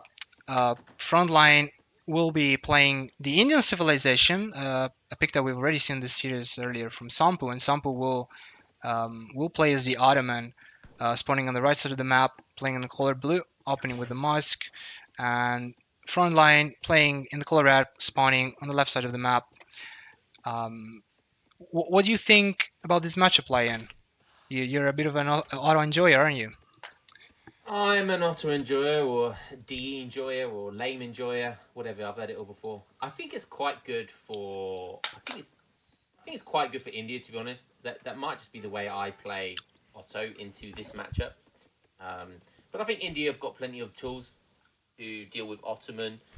Ottoman have got plenty of tools to deal with India as well. So I think it's going to be completely dependent on what Somp decides to do here. I think FI is a good shout. I think there's a recent the Karim FI, which has become somewhat mainstream recently, tends to be a pretty good shout against India. Bombards, heavy cannons. You know, India are renowned for being relatively bad at dealing with, purely because their culverins, their siege elephants are relatively bad versus heavy cannons. So yeah, I think it's pretty good for India, but I think it's completely dependent on what Somp decides to do with Otto. Yeah, definitely on this map, India's got the water buffaloes going for them. Looks like Frontline will be able to secure 4 of them, which is, well, 5 actually, which is almost all of them. Sompo's probably got 1, or maybe there's actually just 5 on the map, and India's got all of them. So that's actually really good. That's just like almost a TP, if I'm not wrong. Well, maybe not, maybe a bit less, but still very good for him. So I think one of the reasons why FI can work against India is because India is going to be much slower to like mirror that sort of play style to get to H4, and Otto is renowned for being super fast to age up to, you know, however many times they want. But this doesn't really look like a Karim deck. So you mentioned that build. We're used to see way more H4 cards in an auto deck for that kind of playstyle. But you know, it's still. I wonder what this 22 A's up is there for. But there's still the option, you know, to go for an H4 eventually later in the game. But I think this will be more of an H2/H3 focused gameplay from Sampu. 22 AZAPs and refrigeration. I think Somp needs to get with the times. I think he needs to get with the DE times here. Understand that there's there's Yeah. much more capable guards than that. I mentioned You know, earlier that's that his style. That's his style. So yeah, I mentioned earlier that he had what's it called the similar card in H2 that boosts your food income from mills. He had in both game 1 and game 2. So I guess he just likes that sort of card because he knows that he's gonna he's gonna make a lot of musks, and musks are food heavy, so he's just gonna have all possible like options to help him out in getting more food. I Oh think well. it's fair to say we're going to see a lot of Janissary raiding. Is that what you're trying to tell me, Risotto? Well, given the precedents, like the games that we've just watched, I think that's not unlikely, to say the least. Yo, run around. The all run around with Janissaries, um, you know, I'd be disappointed if that doesn't work out at least once in this series, because it really gives Sampo really gives the feeling that he's fond of that play style. Like he wants desperately to make that work. He's not gonna change it. If we take a quick look in the middle of the map, because it looks like there might be a forward base going down by Somp. Yeah. We do. January have a is early barracks on, and That's looks like he's Janissary. going 700 wood, 600 wood. No further ado, going straight into the trade line. He didn't open silk trade though, so you could argue that would have been slightly better for this sort of playstyle to open silk trade instead of bills, but Stagecoach coming in. So Stagecoach we're coming in, yeah. very, very greedy here. We're going to see the full TP line with Stagecoach, which is pretty good. It's pretty good, but Stagecoach, that sort of play style is kind of fallen out of favor. I'm not saying it can't work, but it's definitely not meta. So I think we'll see how India deals with it. reconsidering, this is the way Sampo is going to play this one this way, so with this idea in mind of going Abu's Janissaries, because this is, I believe, the way that you would play this matchup back in the days, or at least one of the ways. So there was the Janissaries FF with the cannons push, and then there was this on certain maps, and Punjab is definitely fit for this playstyle, because realistically, India doesn't really still to this day have a great way to deal with Abu's guns early on in the game. So this could work out for him. Although that's kind of true. They India are a very versatile civilization. They have pretty much any unit you can possibly need, and they get it in H2. So they have can come up with skirms. these crazy pops. Yeah, they have skirms. They have cav. They've got they've got consulate units. They've got pretty much anything. So they've got a lot of tools to deal with any type of unit. But I somewhat agree. Abbas gunners can be. Yeah, I used to play a bit more India than I do these days, and I would always struggle against Abbas guns with India in Edge 2 because of the range that your skirms have. Can't remember exactly what the ranges are. Do you know exactly what the ranges on an Abbas gun? Because I think it 19, might. It might 20? even like outrange. It's not 20, definitely not. It could be 18 though, but I think it outranges, or you can like you can kite Abbas guns with Gurkhas. Like you can with Dutch skirms in H2, but you can't with Gurkhas. And as India, you don't have cav that is actually good against anything that protects your Abbas gun. So that's why I deem it very hard to play it in H2. But we'll see how this goes. I mean, you're also right in that India has a lot of tricks up their sleeves. I mean, they still have the fort as well. They have the aggro fort, which is difficult to push into, So, and Janissary Abbas guns is okay siege, but it's only military. So they have the same range. They have the same range. So this means that if you pair it with the great animation, well, insane animation, if there's so myself on Abbas guns, they just can't kite. And Sampo's doing the right thing, is snaring with his hero. So the Gurkha will be snared and will be forced to fight a melee and cannot DPS down the Abbas guns. Sampo though will lose his hero. I see some hot action. There you go. The Delhi's consulate, Rumeliot from Frontline, trying to pick up a couple of bills. And that's a really effective strategy, because playing Ottoman, I know for a fact, especially if you're going for like Jan Abbas with a forward base, you are susceptible to raids, because you have really, other than Minutemen, you don't have much to protect your base. So it is always nice to leave maybe 2 or 3 Janissaries at your base where there's a lot of villagers, so you can kind of cut off any raids, because yeah, that is one of the Achilles heels to this type of strategy. But a nice amount of skirmishes coming out. There's not actually that many Abbas gunners out. Yep. He's going to need definitely more than that to deal with this mass. But the ASAPs are out, the Sepoys are out, the Cavs coming out, the Cavs coming That's from a lot everywhere. of units from him. This is going to go nice. If he can take the Abbas guns down, then I think he's going to be in a really good spot. Janissaries on melee mode.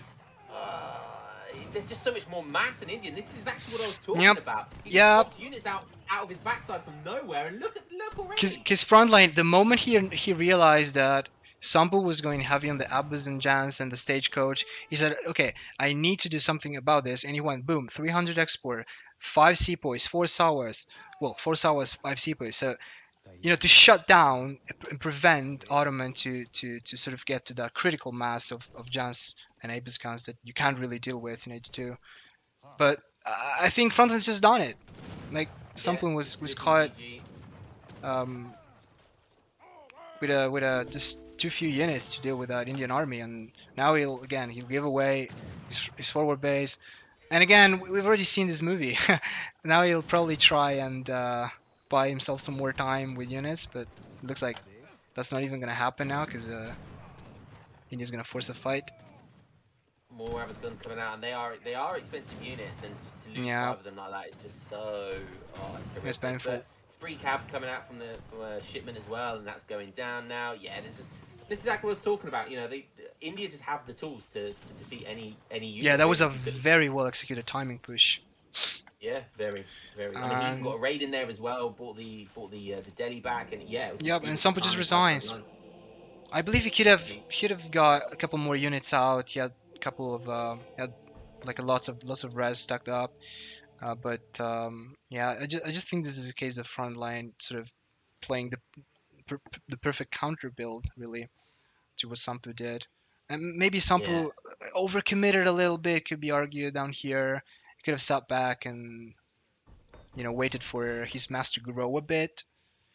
I feel like he'd have microed better, to be quite honest with you. Yeah, as well. That as well. But his Abbas gunners weren't getting as much value as they possibly could have. Like, he could have kept microing and kept kiting with Abbas gunners whilst the TP was being sieged, but he kind of didn't, and was kind of fumbling over himself.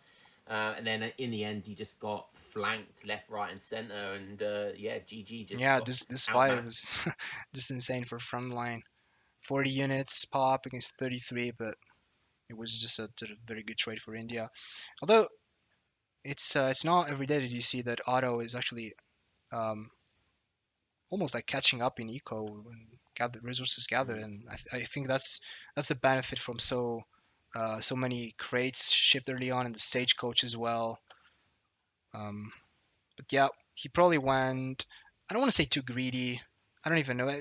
Maybe it's just a combination of a lot of factors. Going for possibly not the greatest build, not waiting for more units to have a critical mass, microing a little poorly. So yeah, we'll play to Frontline, and yeah, the series is just getting harder and harder for Sampu by the minute. Now it's 4-0 for Frontline. Yeah, looking pretty rough. Yep. Frontline looking pretty stronger. That is to be expected. Frontline, I've played him numerous times, and he's a very tough opponent. Yeah, definitely. Frontline, I believe, since he was picked, since he was drafted in the auction for this EPL installment, he climbed the ladder so hard. Like he got to like front page, top 10 potentially, 2100 plus. So I'm not sure where. We won't talk about my exchange for him for Don. Oh, I haven't. I was waiting for you to touch on that one, because I didn't want to be disrespectful or anything. So if you want to say something about that and take yourself a bit of a blame, it's actually, I mean, Don's a cool guy, but it's just very unfortunate that Lucas wasn't able to play, because he was off for a couple of weeks really, and if Lucas, because I've played Lucas recently, and he's good. He's washed some to some degree, but he's really good. Like he's got an account in the top 20. So I know. He could have won a fair few games, and that's all we would have needed is like a few more games, 2 games, and I think we would have taken it. And I definitely think Lucas could have provided that. To be honest with you, if Lucas could have played a bit more, then it probably wouldn't have even been close for us to come in second. But yeah, is what it is. Is what it is. I'm not crying. You're crying. It's not cope. You're coping. Yeah, that's a shame because the bigs were really looking. I was ready. I was rooting for you and the bigs. They were looking strong. So they could have definitely have some chances to win the whole thing if they made it to the playoffs. But, it is what it is. Yeah. Yeah. All right, looks like game 5 is up.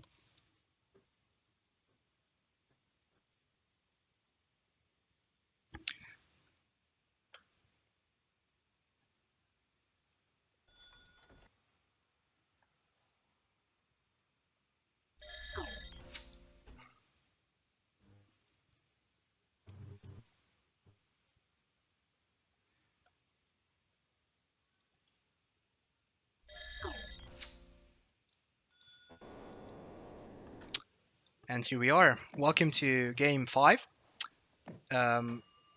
This time we're gonna see a France against Brits matchup on.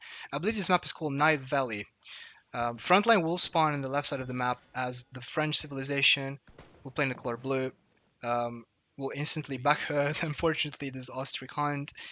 While Sampu will be playing the British. So, if I'm not wrong, Playle 7 in the playoffs introduced a Civ reset, right? Because this wasn't a thing in the Playle 5 series, but in Playle 7, after game 4, there's a Civ reset, so players can pick a Civ that they've already played as previously in the series, and Sampo has played the Brits indeed, so this is why he's allowed to play it again.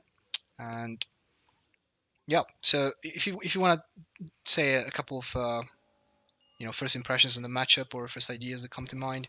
We got another fair game, boys. Who says D is all lame? I mean, we got Brits versus France here. Pretty 50-50, I would say. I mean, people are saying Brits are, since the change to the free vills, that they on the weaker side of the tier list, which is interesting. I mean, I've seen here Somp has decided to go for distributivism. Definitely feels like there's some kind of dispute whenever I see some top players play Brits. It's either one or the other. They either like to go for the two vills or they like to go for distributivism. And I think they're as good as each other. Those cards. I mean, distributivism's what 2.5 villagers on wood, but you can only get wood from it, whilst 2 villagers can be more flexible. So yeah, I think this matchup it depends on micro and all that thing. So I don't think either Civ here wins either Civ. To be honest, I think it just comes down to who has the better micro on the day. Yeah, I think it's worth mentioning that we've seen, if you guys paid any attention to previous EPL games this year, we've seen many games played on this map as the French, and I think there's a reason for that. And the reason is potentially this one, so the native TP that could give you access to the Berbers, if I'm not wrong, so the Berber camels. But in this game, the Sudanese will spawn. So if I'm not wrong, yeah, you could still get the Berbers though. It's a bit out on the map, or maybe this is always the spawn position. But this native was so good. I think I think also it changes. It's so good. So Frontline will actually get the Sudanese. Ooh, we got some natives going. Interesting. I wonder if he's got a deck for it, and indeed, he does have his native upgrades in the deck. Regime. Very nice. So I believe this is probably meta on this map because we've seen so many times, and I can't really name a game where this lost, honestly, on this map. This kind of play style. Just because of the sheer strength of those units. Yeah, one thing about France as well is they've kind of, because of the new natives and the new maps with all the different natives, particularly ones like the European natives, the African natives, France have kind of got that stealth buff because France synergize really, really well with natives. So, as the game's just kind of progressed in that way, France have just kind of received a buff by default. So, yeah, a lot of players are starting to realise this. We've got lots of different natives. I don't think Berbers. They're not. They're I would definitely say they're like an A tier of natives. They're not quite S tier, but they're definitely up there. So. Yeah, I think we'll see. And the main reason people want to go for Berbers really, is they got really strong cav, and they've got the villagers as well. You get the Berber villas, which is so you can basically produce from a second TC for a small amount of time. But he's going for Sudanese, and he's getting the Red Sea wagons. Another favorite of people. Red Sea wagons can build teepees, right? Can't they? They can build most buildings. Yeah, usually you wanna build outposts because it's the higher value and the something that you can use early in the game. So you could use them for mills in the States, but obviously you don't need those early. But he's actually gonna use it for a racks and the tower. Interesting. So this tower, right in Sampu's racks, in front of Sampu's racks. Sampu doesn't even know about it just yet. He will bring his tower. Here.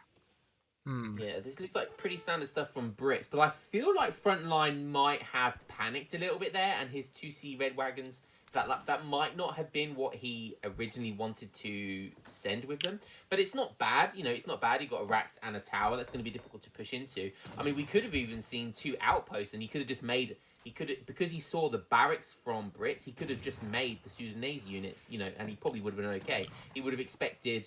Musketeers, and the Sudanese units beat Musketeers quite hard. So they do. Yeah, but it's Sudanese Dervish, and then he could have made some Berbers as well. But yeah, I mean, this could be nice. We could see a mix between Musketeers and Sudanese Dervish. It looks like it's not sure if Frontline ever intends to make Dervishes. We'll get to see in a minute, because he shipped wood and now he's got the juicy macro going for. And there you go. He's actually training them. So you were right after all. On the Red Sea wagons, I think when you think about it, this is 450 wood worth of infrastructure, and you waste 0 village a seconds because obviously it comes from wagons. So all of your villas are still on resources, and you're paying. I think it was 300 food and 200 coin or something along those lines. So I think it's the better way to get this infrastructure out. It's marginally better. Yeah. No, I think value-wise, it's probably the optimal solution. If you're gonna get this TP anyway, which it looks like he wanted because of the dervishes. So that's a nice little idea right there that he did. Yeah, gonna have a bit of a skirmish going on here. We've got longbows and musketeers versus Sudanese dervish, X-bows and a bit of musketeers. I mean, Somp's got his explorer in there. That's always really important in these early age 2 games because they just soak so much damage. That was a nice bit of micro by Somp. I think Somp's looking in a pretty good position. I think he's got a good situation here. I think his tower and his barracks are in quite a good position. Obviously, with longbows, he's got that range, so he can really get the micro advantage. It's looking pretty good for Somp. It looks like Frontline realizes this and really can't break this and do too much. So he's going to just go for a raid. See you later, boys. I'm off. Yeah. Frontline is doing a bit of a Sompu raid here. So mirroring his opponent's playstyle from games 1 and 2 mostly. And I believe the reason why Sompu was able to take this fight, or at least fan off French army, is because he went back-to-back, 700 wood, immediately followed by double unit shipment. So he really is sort of all-out rush in this one. He will call Minutemen to defend raid. That's a nice play. Yeah, that's nice. It's going to deter that little raiding party. And I think the double unit shipment is nice here. I definitely don't disagree with it whatsoever because he's going to get the tempo now. He's going to take down some of that infrastructure, and he's just going to have free reign now at that forward base. That Minutemen's going to clean up the raiding party. So yeah, I think it's looking really good. And obviously at the back of this, he can just now ship 5 villages, 4 villages, and he can really get some good boom going at the back of it. Yeah, there you go. 5 vills about to hit the board, and yeah, this is actually looking decent for Sampu. He's still down in score. 110 matter pop, not looking too shabby, but I think Frontline with the Minuteman and the 5 SRs is gonna take this fight, or at least he's gonna take a decent trade, and he'll pull the CDBs as well. I wonder if he got Blunderboss and Greatcoats.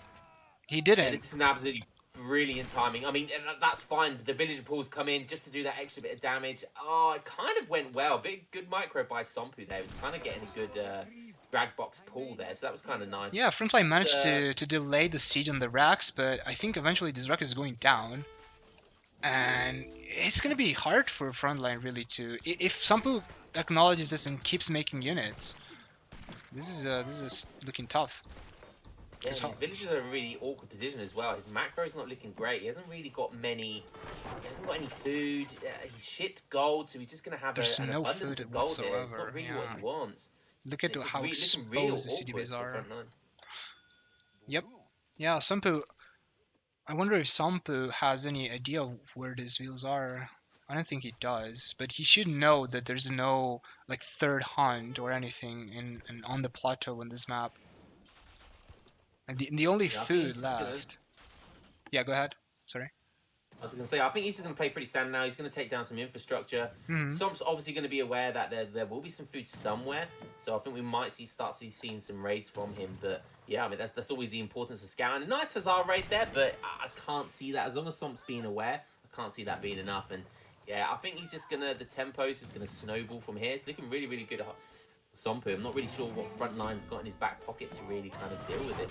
Yeah, Frontline also losing some houses. His infantry is being chased down by Sampu's Sampu's trademark Musk army, and I don't think Sampu is planning to train longbows or anything. He will follow up with a couple Hus though, which is interesting because if he realizes that there's a lot of exposed veils on the corners of the plateau, if you will, that's gonna be very hard for Frontline to defend that. And yeah, this is looking very healthy for Sampu now. Yeah, I mean, if he adds a few Hussars in there, that's definitely going to be GG, I think. If he can get a decent batch of them, they're just going to be able to jump on and get the snare. Yeah, I mean, just 4 Musketeers here. There's a few Dervish around, which, like I said, are pretty good versus Musketeers, but with that little mass, it's just not going to be enough. So, yeah, I really don't know what the answer is to this Musketeer mass. I mean, Hussars definitely isn't the answer. Frontline doesn't even have a Rex up after he's lost his first one. And obviously Hussars lose to Musk, so cost effectively at least. Yeah, some 2k score in front now, and yeah, I mean, I think that's just gonna keep on extending. I'm gonna go for some raid. I love the guard formation as well. Yeah. You've seen the top boys do that recently, and I've actually explained this before, how it's actually definitely effective for raiding, particularly because it keeps them in a nice tight formation, so they're gonna be able to get more attacks in. It's not just for show, ladies and gents. It's actually also marginally harder to spot them when you think about it, because if they're gonna, yeah. you know, these Hussars like right here, they take up more space. If there's 5 of them or more of them, if they're packed together, you know, it's gonna be slightly harder for your opponent to spot them if you're not on line of sight. But you know. Yeah, they can when they're on the standard mode as well. They can also go from vertical to horizontal, if you know, and it just makes it more frustrating. Yeah. But it looks like it's go time, and the villagers only gonna try and get a quick one. That's not gonna happen, unfortunately. I was gonna try and get the snare. Yeah, Frontline trying to engage, but I don't think he's got enough stuff here. Yeah, This army is a bit mostly awkward. made of Musks, and there's just Hussars here snaring, but. Yeah, it's just too much mass in Frontline. It's the second time Frontline's tried to do a bit of a villager pull there, and again, he just doesn't have enough stuff. He just really doesn't have enough stuff. He's trying to raid, trying to get himself back into this game, but yeah, it's just not enough stuff from Frontline. His eco's eco's not terrible. His eco's okay, but yeah, he just can't get the mass out that he needs. Yeah, this looks like a build order dub from Sampu, with a double Definitely. military shipment back to back to rush Frontline's forward base, or well, not that forward, but I suppose it could have been more less exposed, if you will, because that Rex placement was a little questionable. I was thinking about that. Like, it was right here, and you know, kind of in the line of nowhere. Like, had it been, you know, behind the TC, if you're gonna defend, that would probably be a better placement. Although I understand where he was coming from, because he wanted to defend his TP line, but he kind of needed to realize that the sample was on the aggression there. And yeah, I think this is 6-score lead for Sampu now. 50 vills, looking super healthy. Now Frontline trying to train some Berber camels and get some spicy raids going here in the northern side of the map. Ooh, and that is nice. Yeah. Yeah. I mean, Berbers aren't known for their raiding though. They're actually not that They great have a for negative raiding. multiplier against villagers. Yeah, Not but great. there's no answer to them because musketeers are slow. So how does he get there? How does he get back? So Yeah, I don't that's nice. think. But in the meantime, it's go time at the base. So I don't think Sampo cares about this raid. He's killing literally Frontlines his entire eco in his base. Well, more hussars coming out, but that's not really good. And those hussars on that dervish is really just the nail in the coffin. If he can just take down that dervish, he's going to be absolutely fine. I mean, even the musketeer mass he's got, he can just push in, yeah, and it's just going to be absolutely smashed. And I think it's just a matter of time now before he hits that button. yeah, just classic British Musk-Haas action into kind of out-ecoing and kind of overpowering. And there you go, Sampo actually taking game 5. So Som's got a score on the board. Sampo's got back on the board, and that's that's sigh of relief that we can all take because no one wants to see a Hey, 7-0. Tony!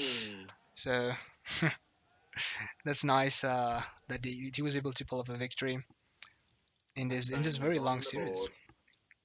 I mean, Som's a pretty decent player, but it's to take a game off Frontline is definitely no easy task. So well played to Som. Yeah, especially given how he's been performing so far. And it's just super interesting to me that Frontline actually had a vastly superior eco the whole time. So I think if this series teaches us anything, is that he probably went too greedy there with his build. Look at this military graph. Yeah, Yeah, I don't know. I don't know what's the matter snowballing. really when that game. It just felt like Frontline went for sort of a wrong comp. Really, I mean, he went for the early Red Sea wagons. It just didn't feel like it gave him that much value. Whilst if he just played standard and went for like a dual racks Musk or dual racks Expo type play, I definitely feel like it would have been much more effective. Because Stomp was only on one racks, right? Stomp was only on one racks for a long time, so I definitely feel like if Frontline decided to play very standard and just do a dual racks play, I think he would have been in a good position. But yeah, decided not to, and he rolled the dice. He went for the Red Sea Wagons. He went for the Dervish, the Sudanese TP. And the dice was rolled that's what was at his base rather than the Berbers, which I think he would have much more preferred. But it is what it is, and yeah, well played to Somp. Well played to Samp indeed. And British actually being able to get a decisive victory, proving that they're not that the F tier Civ. By the way, hot off the press result. So apparently, Giggs has just said in chat that Somp is actually 5-1. So maybe a game was missed somewhere. I don't think I've updated the overlay wrong because I've casted all this and no more games. So I suppose it was like one quick game that we missed. It might have been a bit. Maybe. We might have been a little late to the party because the series was anticipated. Interesting. So there's still one more game though. We missed a game in Colorado. Huh. Well, maybe if there's a recording of that game, we could watch it. Yeah, back. we could ask for it. Sure.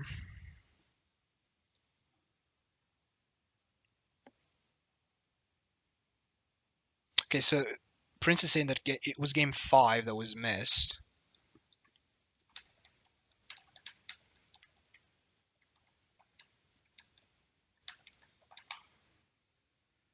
I like how the order doesn't really matter because it's a play of 7, so it's not the end of the world if we miss a game along the way. Okay, game 5. Yeah, no, Min is right. We have the map pool in game 5 with Punjab. True.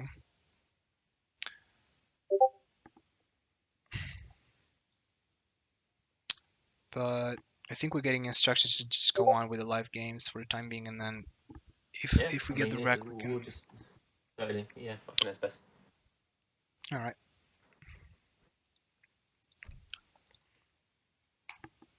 Let's see if Somp can get another score on the board.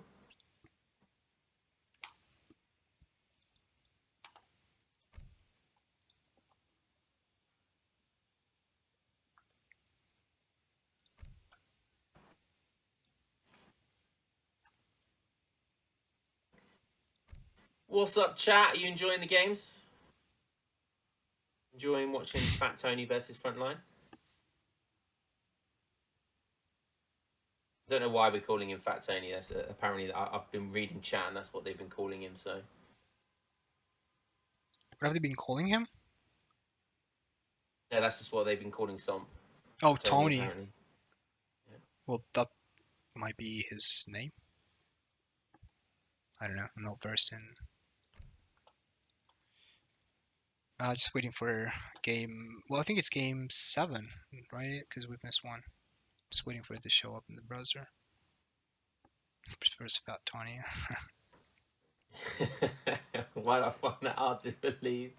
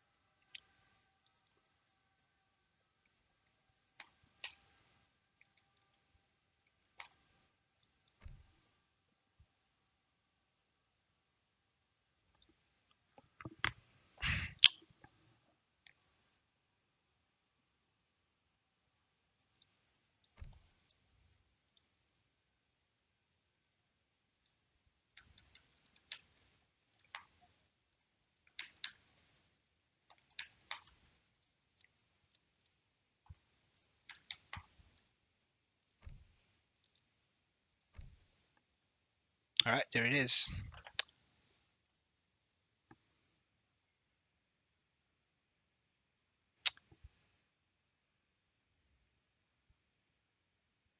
All right, we'll be ready in a minute. Okay.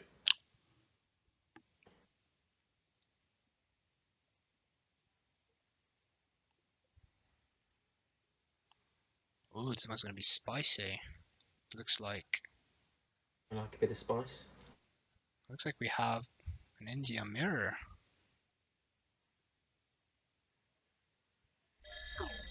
An India mirror. Huh. As far as mirrors go, I don't think an indie mirror is too bad.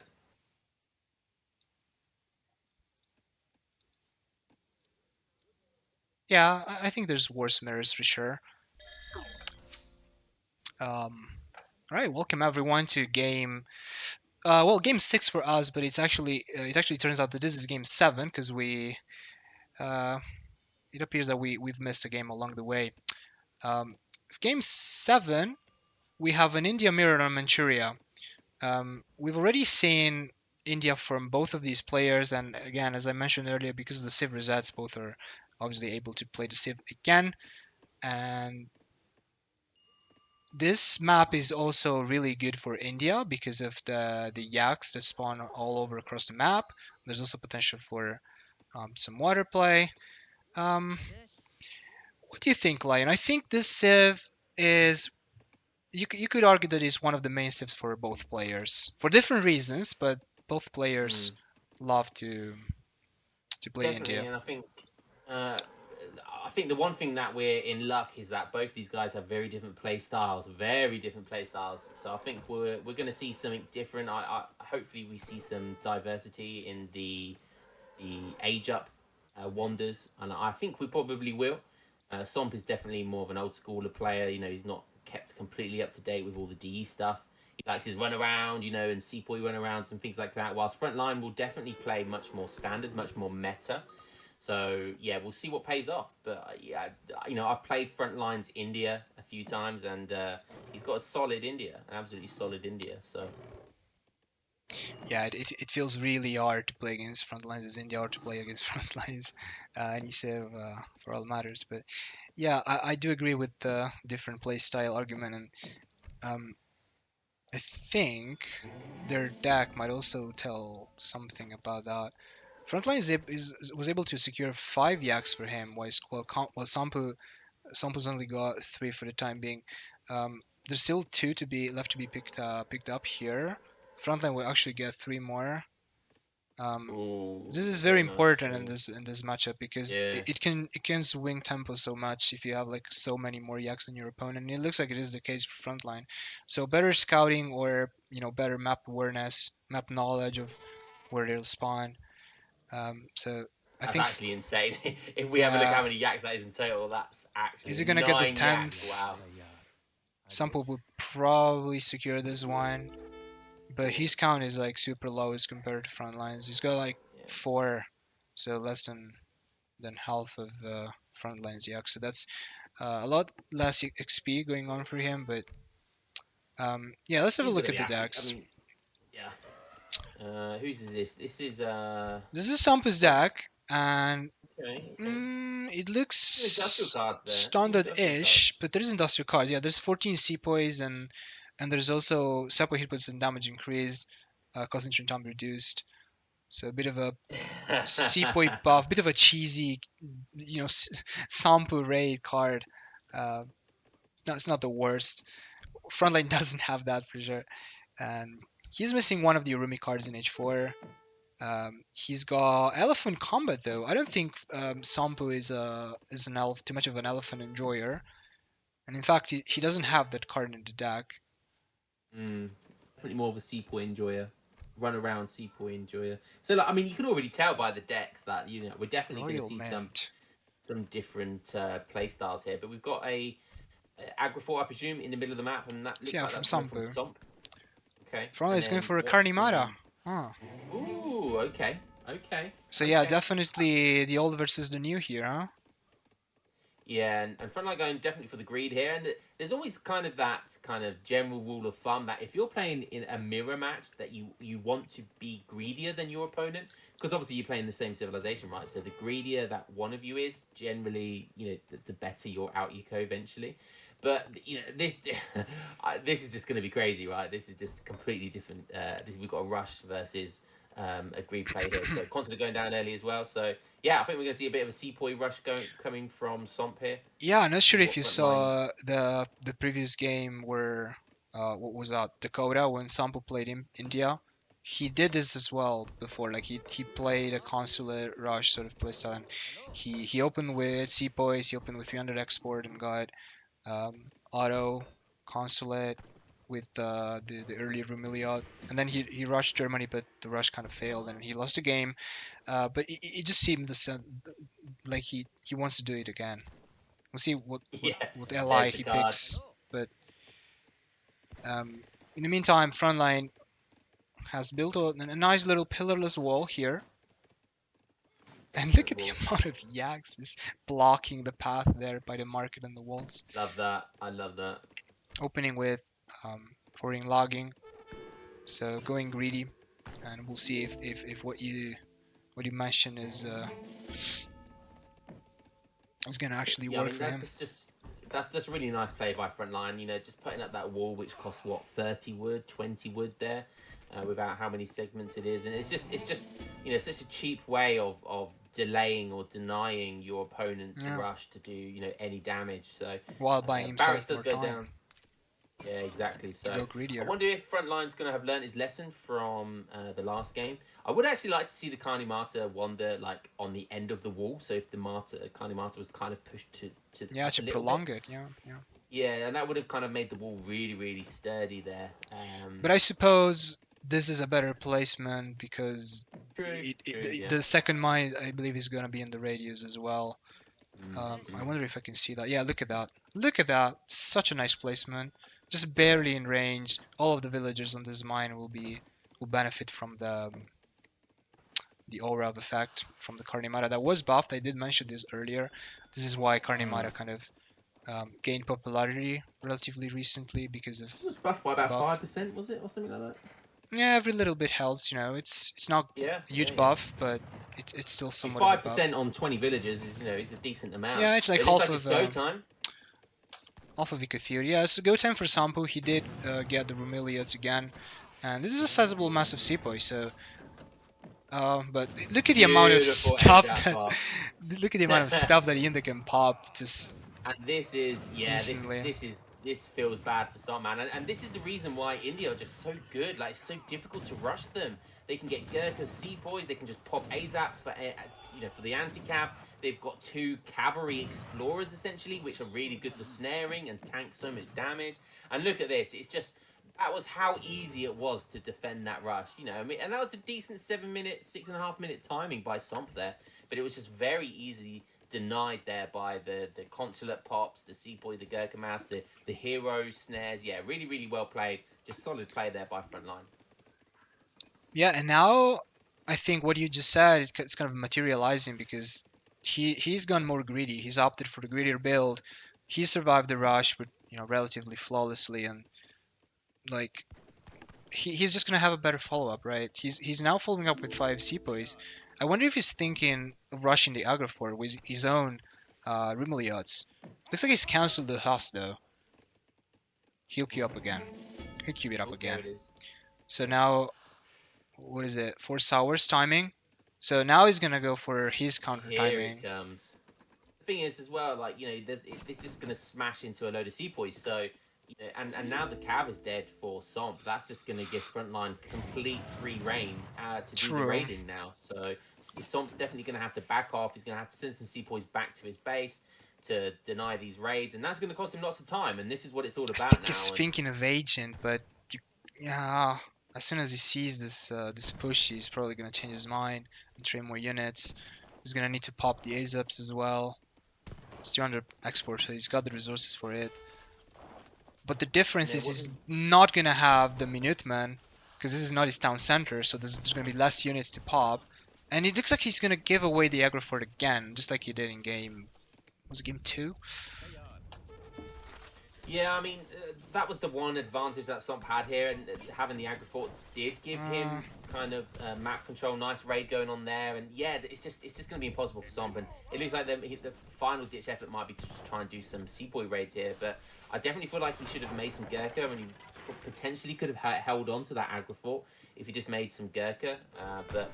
Oh, you can't age. He's actually trying to age, and again, do the old little trick where he tries to buy himself the time to age, but yeah, he's gonna smash his head onto the wall and the yak wall as well, and yeah, it's gonna be more Sepoys from Frontline to defend this, and yeah, he might be able to pick off a couple of vills, but he will kill one.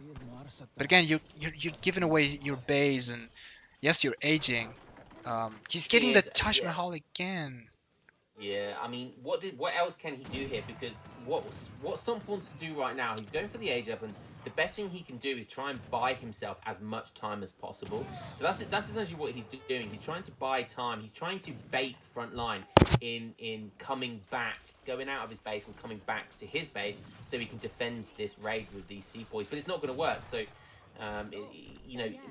What else can he do? And he's just going to try and age up now and try and rely on shipments to do all the damage for him. Yeah, you can tell that Sampo needs to be to catch up a bit with the changes and enhancement to saves, because there was a time where people would always age to 83 with India, as India with the Taj Mahal, because of, again, ceasefire. I mentioned it earlier, it was super good. It was scared off the army because of Yurumis, but there you go. He just realizes that there's no coming back from this, and the GGL is being called. Frontline's won his 5th game of the series. So I believe this is not yet over for us. So this was game 7, but since we missed a game along the way, we still need to know what happened in that Colorado game.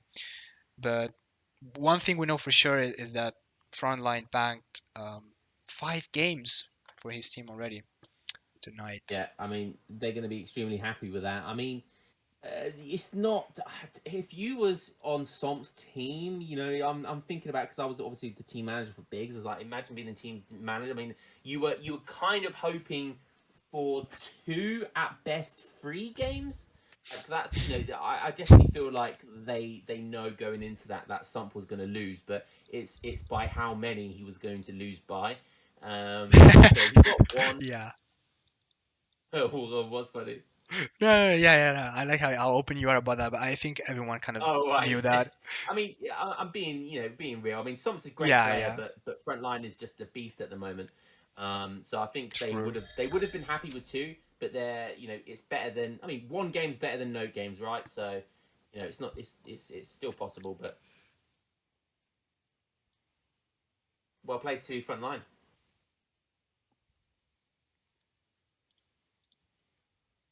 What's happening with the last game then? Are we going to try and see if there's a rec of we it? transition to the pre-match, and then we'll wait for instructions. I love the there's never not a copy pasta. Whenever ESOC go live, there's always a copy pasta in there. What's this one talking about? Which one is it? Let's go. Somp can't multitask. He's getting run around. He doesn't know where to put his units. He's a build order player. He only knows build orders. Look, he's got a crossbow over here, man. Should I tell him? Should I tell him he's not? Who comes up with this stuff, man? Like, who comes up with this random ass stuff? Interesting. Looks like the first one to type it was Minimold. If I'm not wrong, this might have been him. Classic Mini. Yeah, that's very likely. He's good at. Wait, no, it was Sensei AOE. Never mind. I read it wrong. I think Sensei is another old school member of the community. Very familiar with Sombu kind of banter. So it looks like Giggs asked players the rec for the game we missed, so hopefully we're getting them. Excellent.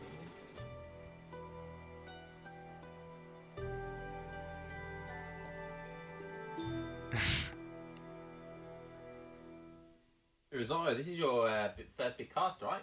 For ESOC? This is my first official cast series, for ESOC. Very nice, very nice. How have you enjoyed it so far? Hopefully it didn't go terrible. I've enjoyed it a lot. I was a little bit afraid after game 2 that all of the games would turn into 30 plus minutes, late game fests, and this wouldn't be over by like 2 a.m. But looks like the following games were a bit shorter. But jokes aside, it's good fun doing this. It's also a kind of an honor in a sense, because I've followed this community for a long time, since the EP days, potentially earlier actually. Now I'm sort of part of it in a sense because I'm casting this, so it's really nice to be able to do that. People in the chat saying what happened with my team. It was very close between Biggs and was it CMC? No, I can't remember if it was CMC or, but it was very close. We ended like losing by like 2 points. We could have gone through if we got a 4-1 versus Yucati versus I Am Turk. If we got 4-1 versus I Am Turk, we won on, but he lost 2 games and just forfeited after then. So yeah, it was a shame. Really close. Yeah, it was really close. It was a shame that also Yucati wasn't. I'm proud of the Bigs. Yeah, Yucati was feeling a bit under the weather against Turk that day, so he wasn't really able to deliver his best performance. I do feel like if Lucas was fit, if Lucas was able to play, we definitely would have taken 2nd place. But it is what it is. Alright, looks like we might have the rack. Let me check it out real quick.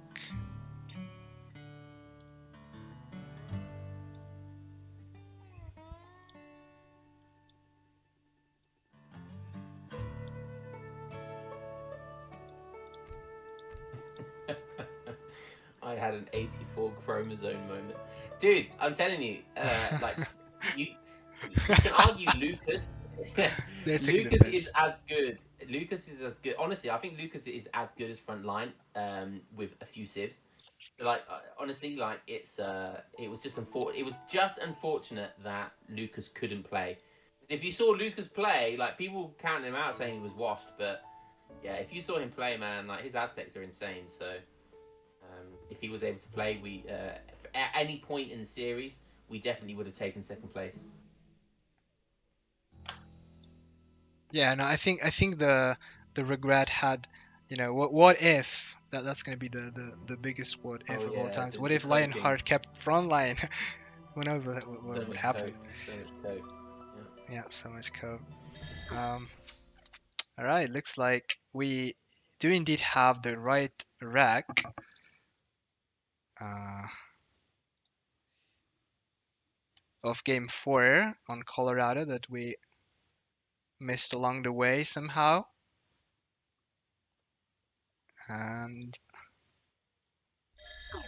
there you go. So welcome to game 7, but which is actually game 4 from the series, which we missed along the way. This is Colorado. The matchup is Halden Ashani from Sampu, which is a civ he also played in, which is a civ Frontline played in game 1 actually. Sampu never played the civ in the series. Frontline is actually playing Ottoman himself, a civ that Sampu played in Tournament Punjab in the series and lost with it. And it will be interesting to see again the old versus the new if Frontline has arguably better plans or different plans in a sense than Sampu had that one game on Punjab. Um, See, the deck is still somewhat not Karim-esque because there's not a lot of H4 cards, but there's still some DE. Um, there's some DE cards here. There's 9 F Zone, Infinite for 500 coin. Interesting. Advanced Arsenal. I don't know what this indicates to me, but what do Yeah, you the think? fan art is not something you see every And day, the but Bosniaks as well. Bosniaks are so good. I swear they should yeah, be in Bosniaks are so good. every deck. Um, Did if your he has Civ he got gets it. Bosniaks instead of Mamelukes though? I think he does. Yeah, Yeah, he see, I've seen that a does. couple of times. And I He really don't does. understand that because Bosniaks are great. Don't get me wrong, but let's not forget Mamelukes are pretty much probably the best 1K gold shipment in the game. 4 Mamelukes is just insane. So I remember the days there used to be 5 Mamluks for 1k coin. Well, not to mention the days where you Yeah, had yeah. infinite 6 Mams for, I think it was 1k coin still, for Sweden. So yeah, Mams was insane, but 4 Mams, the main reason you want to get them is to obviously snare the opponent's army. And since they have such high HP, they will keep the snare on for a long time, and then you can like walk up with lower range units and DPS down. But what if Frontline has different plans? What if you want to go, I don't know, Abus guns, cavalry archers, and play the longer game? Then you could argue that Mamluks are relatively useless because you don't want to be in close range with the enemy I think army, and it's then very maybe. rare that I hear what you're saying, but I think it's very rare that Mamelukes are not the better option. Like, there's very few situations where Bosniaks are the best, and that's purely if you need to like elite artillery or light infantry as quickly as possible. So I see, there could be a position where he thinks Bosniaks would be better for his playstyle, but yeah, honestly, I just think 9 times out of 10, Mamelukes is always going to be the better choice. It's like 1500 HP for each unit. They are just insane. So Yeah, I see your point. Well, we might not even get to see them, because this is also a very playable deck in H2, and depends on kind of depends on what Sampa decides to do. He lays up with the Wise Woman. Um, we'll see in a couple of shortly where he's willing to build his Trava, his war hut. Because if this one goes forward, I think Frontline will have to adapt and like not go naked FF, maybe build some make some units in H2 and try to defend. Again, there's a lot of follow-up options in the deck to stay in H2 for quite a long time. Huh, saving 2 shipments, damn. Might have got some XP treasures along the way. Or maybe it's Yeah, just it's auto. interesting to see what Frontline's going to do here. I mean, it's no secret that I imagine Somp's probably going to rush here. Travel, he's probably going to go far forward, and we're going to see somewhat of a timing push going to come here from Somp. It's all about how Somp Frontline's going to be able to recognize this, and then what he's going to do Oh, in Sompu. response. This looks like a fake out rush because he's opening with 5 vills. Interesting. And he does have a TP. He didn't go for the safer option. He built his one in the middle, but since he's going on the aggressive with the Travois, I guess this is relatively safe as well. His hero might have just been, closer to that socket when he decided to build this. And I'm not sure what the plan is going to be for him here, because he's stacking a lot of food. Maybe this is for the big button. That is indeed Yeah, I for the think we're big going to see the button. big button, and I think that's going to be accompanied by Frontline, a load of bows, potentially. Frontline's Probably queuing not, a couple of Jans base to defend. 700 gold, which probably suggests he's Look at that. going to want to be doing. Frontline pulling up the Kirim's spy and Very nice, very nice. and killing Hard Zero. That's actually big brain, especially versus yeah, against I still call War them Chief Iroquois. Chivs and Yeah, Asian versus Civs as Howlers, well. I think so good because their war chief is so valuable to them. Like it's so important as well for pretty much anything that they do. So to take that down is actually incredible. So that's really nice play by Frontline. It's a 750 HP tank. It's got an HP aura and it's got a falconet as a mobile ability. So if you're able to kill that for like 150 coin, how much is a spy these days? 125. Yeah, something along those lines. I think it's definitely worth the trade, especially if you ship capitalism, which is not the case here, but Especially if you keep it alive, because it's not just valuable for killing explorers. It's actually really good for line of sight. So it's going to definitely give him a lot of valuable information about what's going on the map. But it looks like there's a bit of a time push from Somp going in here. yeah, I He's was going looking into for the camp. spy, but I can't really find it. Yeah. Looks like Sampo's backing off because he's realized that he can't really fight these under the front lines of the town center. Frontline is also getting 5 delis out, so going for a Musk Husk combo. Cav. Yeah. Cav's an interesting, because obviously it's does he decide to go for Jan's Abbas or does he decide to go for Jan Cav? And usually here you'd see Jan Abbas just because Abbas are insane. I mean, so are the Delhi. So what do you think the reasoning behind that is? Me being me, I definitely would prefer if I was getting rushed to go for Abbas, because I think if you get 10 Abbas guns out with a load of Janissaries and maybe a few Azaps, it's like how can Haudenosaunee beat that?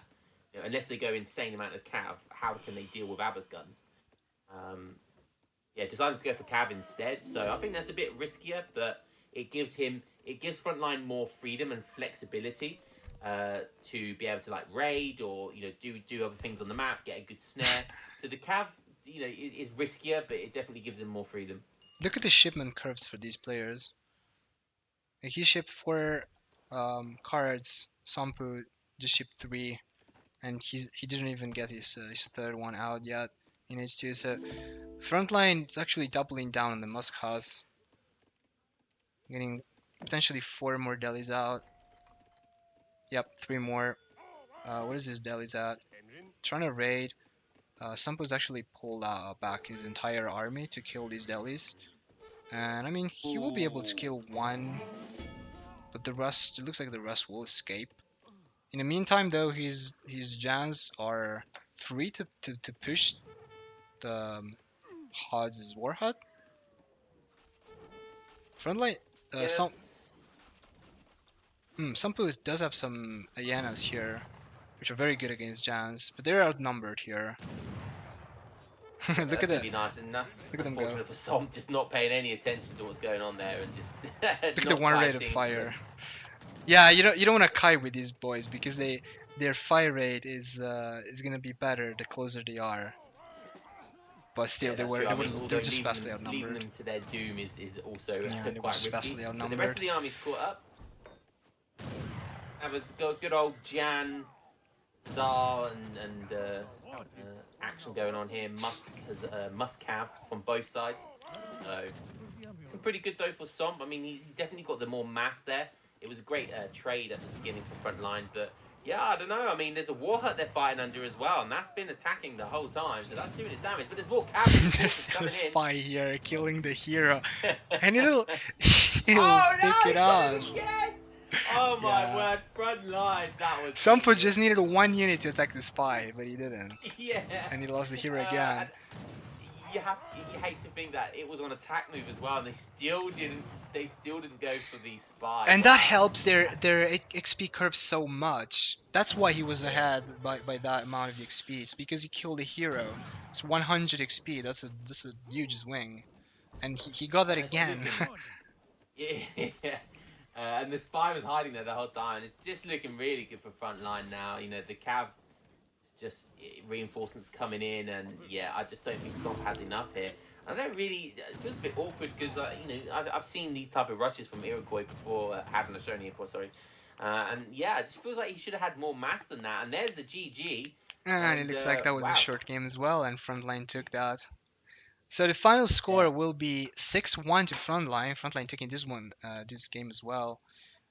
So you know, after a promising beginning of the play 07, where we got insane game 1, arguably insane game 2, you know, it was a long one. Then most of the rest of the series was relatively short games. Most of them won again by Frontline, but Sampo was able to score at least 1 point. Yeah, really well played, and I Nile- think it's easy to see how we missed that game because we were still in the That cup. was very short. Yeah. Yeah, look Yeah, at really well played to Frontline. look at the eco gap. Damn, Mm. that's a lot considering he was auto. Auto doesn't really shine, you know, for their economy, but nor does Hodge. But that's like 2k resources gap. 7 minutes into the game already. That's a lot. No I wonder feel like he's Haddon lost. Shoney, if he was going to go for that strategy, he probably should have done an all-in. So rather than ship 5 villagers at the start, you know, he just could have shipped like Kanya Horseman and probably just dived in with the big button as well. And I think he definitely would have had more luck. I mean, the spy play though was just absolute genius. And Yeah, look the at spy that was graph. Yeah. look at His that. tempo was so much better because of the XP as well. That helped him out a lot. And the graph, I just think these trades are just too bad for Sampu. Like he had 30 military pop, Frontline also on 30 military pop, and this trade is like 30-0 or something like that. Like Frontline Yeah. didn't lose a single unit in this Not even a time spy. window. Yeah, yeah, not even a spy. Oh well, looks like that's gonna be all for the series. Yeah.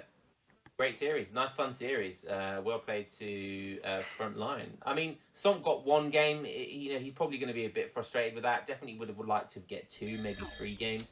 That is quite ambitious versus Frontline. So, yeah, dominant play by Frontline. What a beast.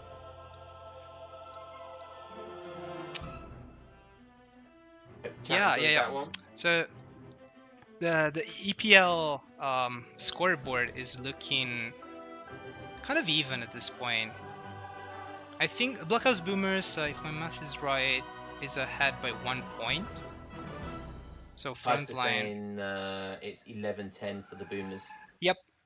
Yeah, they're ahead by 1 point. So Frontline, this is actually a really clutch result for the Blockhouse Boomers because they were down quite a bit after Revnak versus Julian and Kevin versus Iron Turk. But Frontline with the 6-1 is actually putting the Blockhouse Boomers ahead of CMC for the timing, and we still have 2 series to go. So I believe this is all for today.